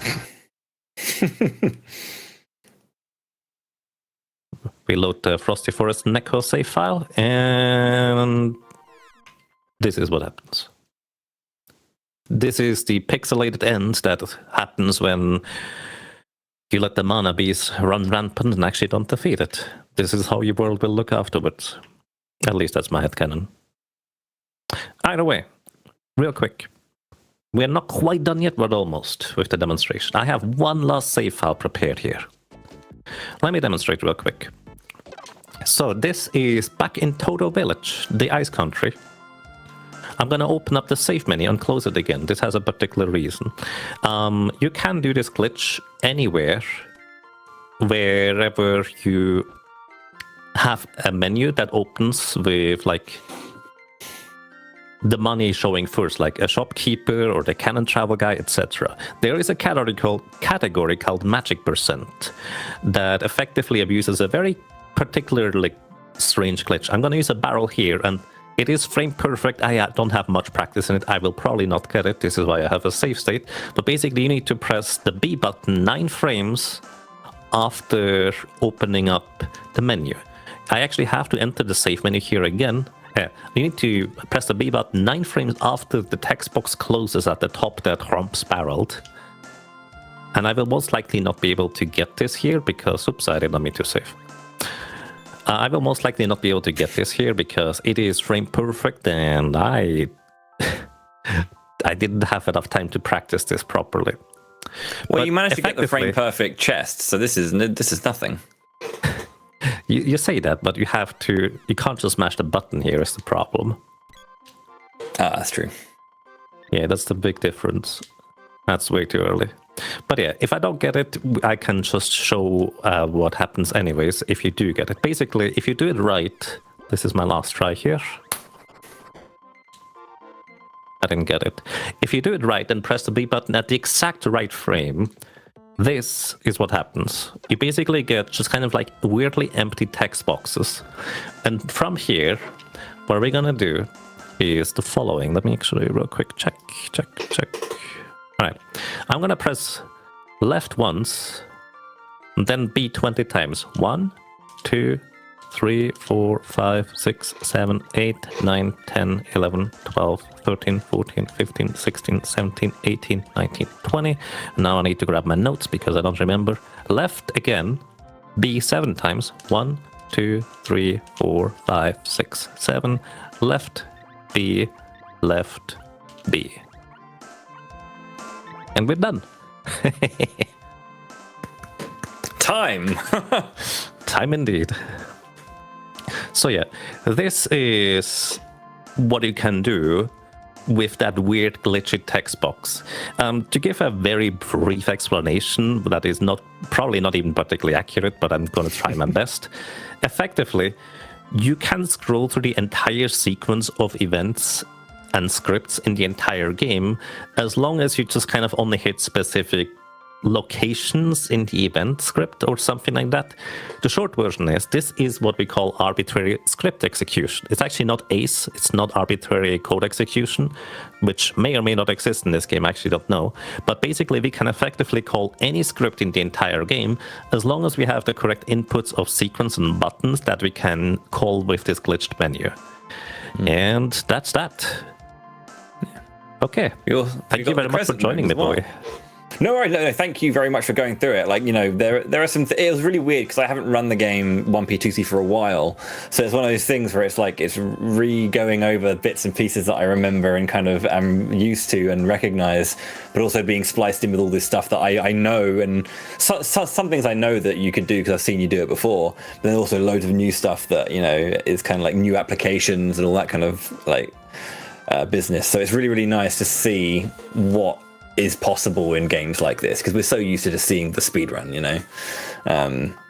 So yeah, thank you so much indeed for putting together a 3-hour showcase of every, whilst also going through the game. It wasn't just showing it off, but actually kind of like progressing through the game in a less than orthodox order, avoiding soft lock locations whilst also very eloquently explaining it and kind of clarifying how it all operates. So yeah, thank you so much indeed. Yeah, and thank you so much for your commentator and assistance, as well as thank you very much to RPG Limit Break for having me. This is fun to put together. I like to do occasionally some Secret of Mana stuff, like at the end of the year I always do a 100% run, which is usually quite fun. And, well, maybe some people might be interested in that too. make sure to follow Yagamoth if you haven't already. Just as you can probably tell, a very, very chill and relaxing guy to hang out with as well. So thank you very much. Also, a big thanks to our producer who's been behind the scenes making it all happen. Thank you very much, Ashen. Greatly appreciate you helping put it all on. Cheers for watching, either again here on Twitch or on YouTube, wherever you are. Thank you for tuning in to Random Encounters. Make sure if you haven't already as well to follow RPG Limit Break, both here, Twitch, YouTube, and on Twitter as well, to be updated for all the things that are happening RPG speedrun related. It's not just the group and the team of RPGLB who put on content here. This is also a home hub and space where communities are allowed to showcase their own games. RPGLB is essentially a platform that they use to kind of uplift the RPG speedrun scene. Excuse my stutter. You get loads of Final Fantasy relays. I think there's also Trails stuff and Saga stuff. That is kind of championed by the community and uplifted by RPGLB. So thank you very much to everyone who kind of makes it all possible.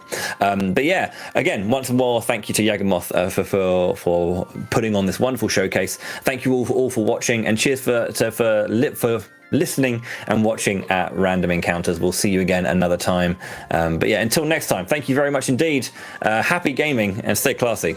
Cheers. Bye-bye. Thank you.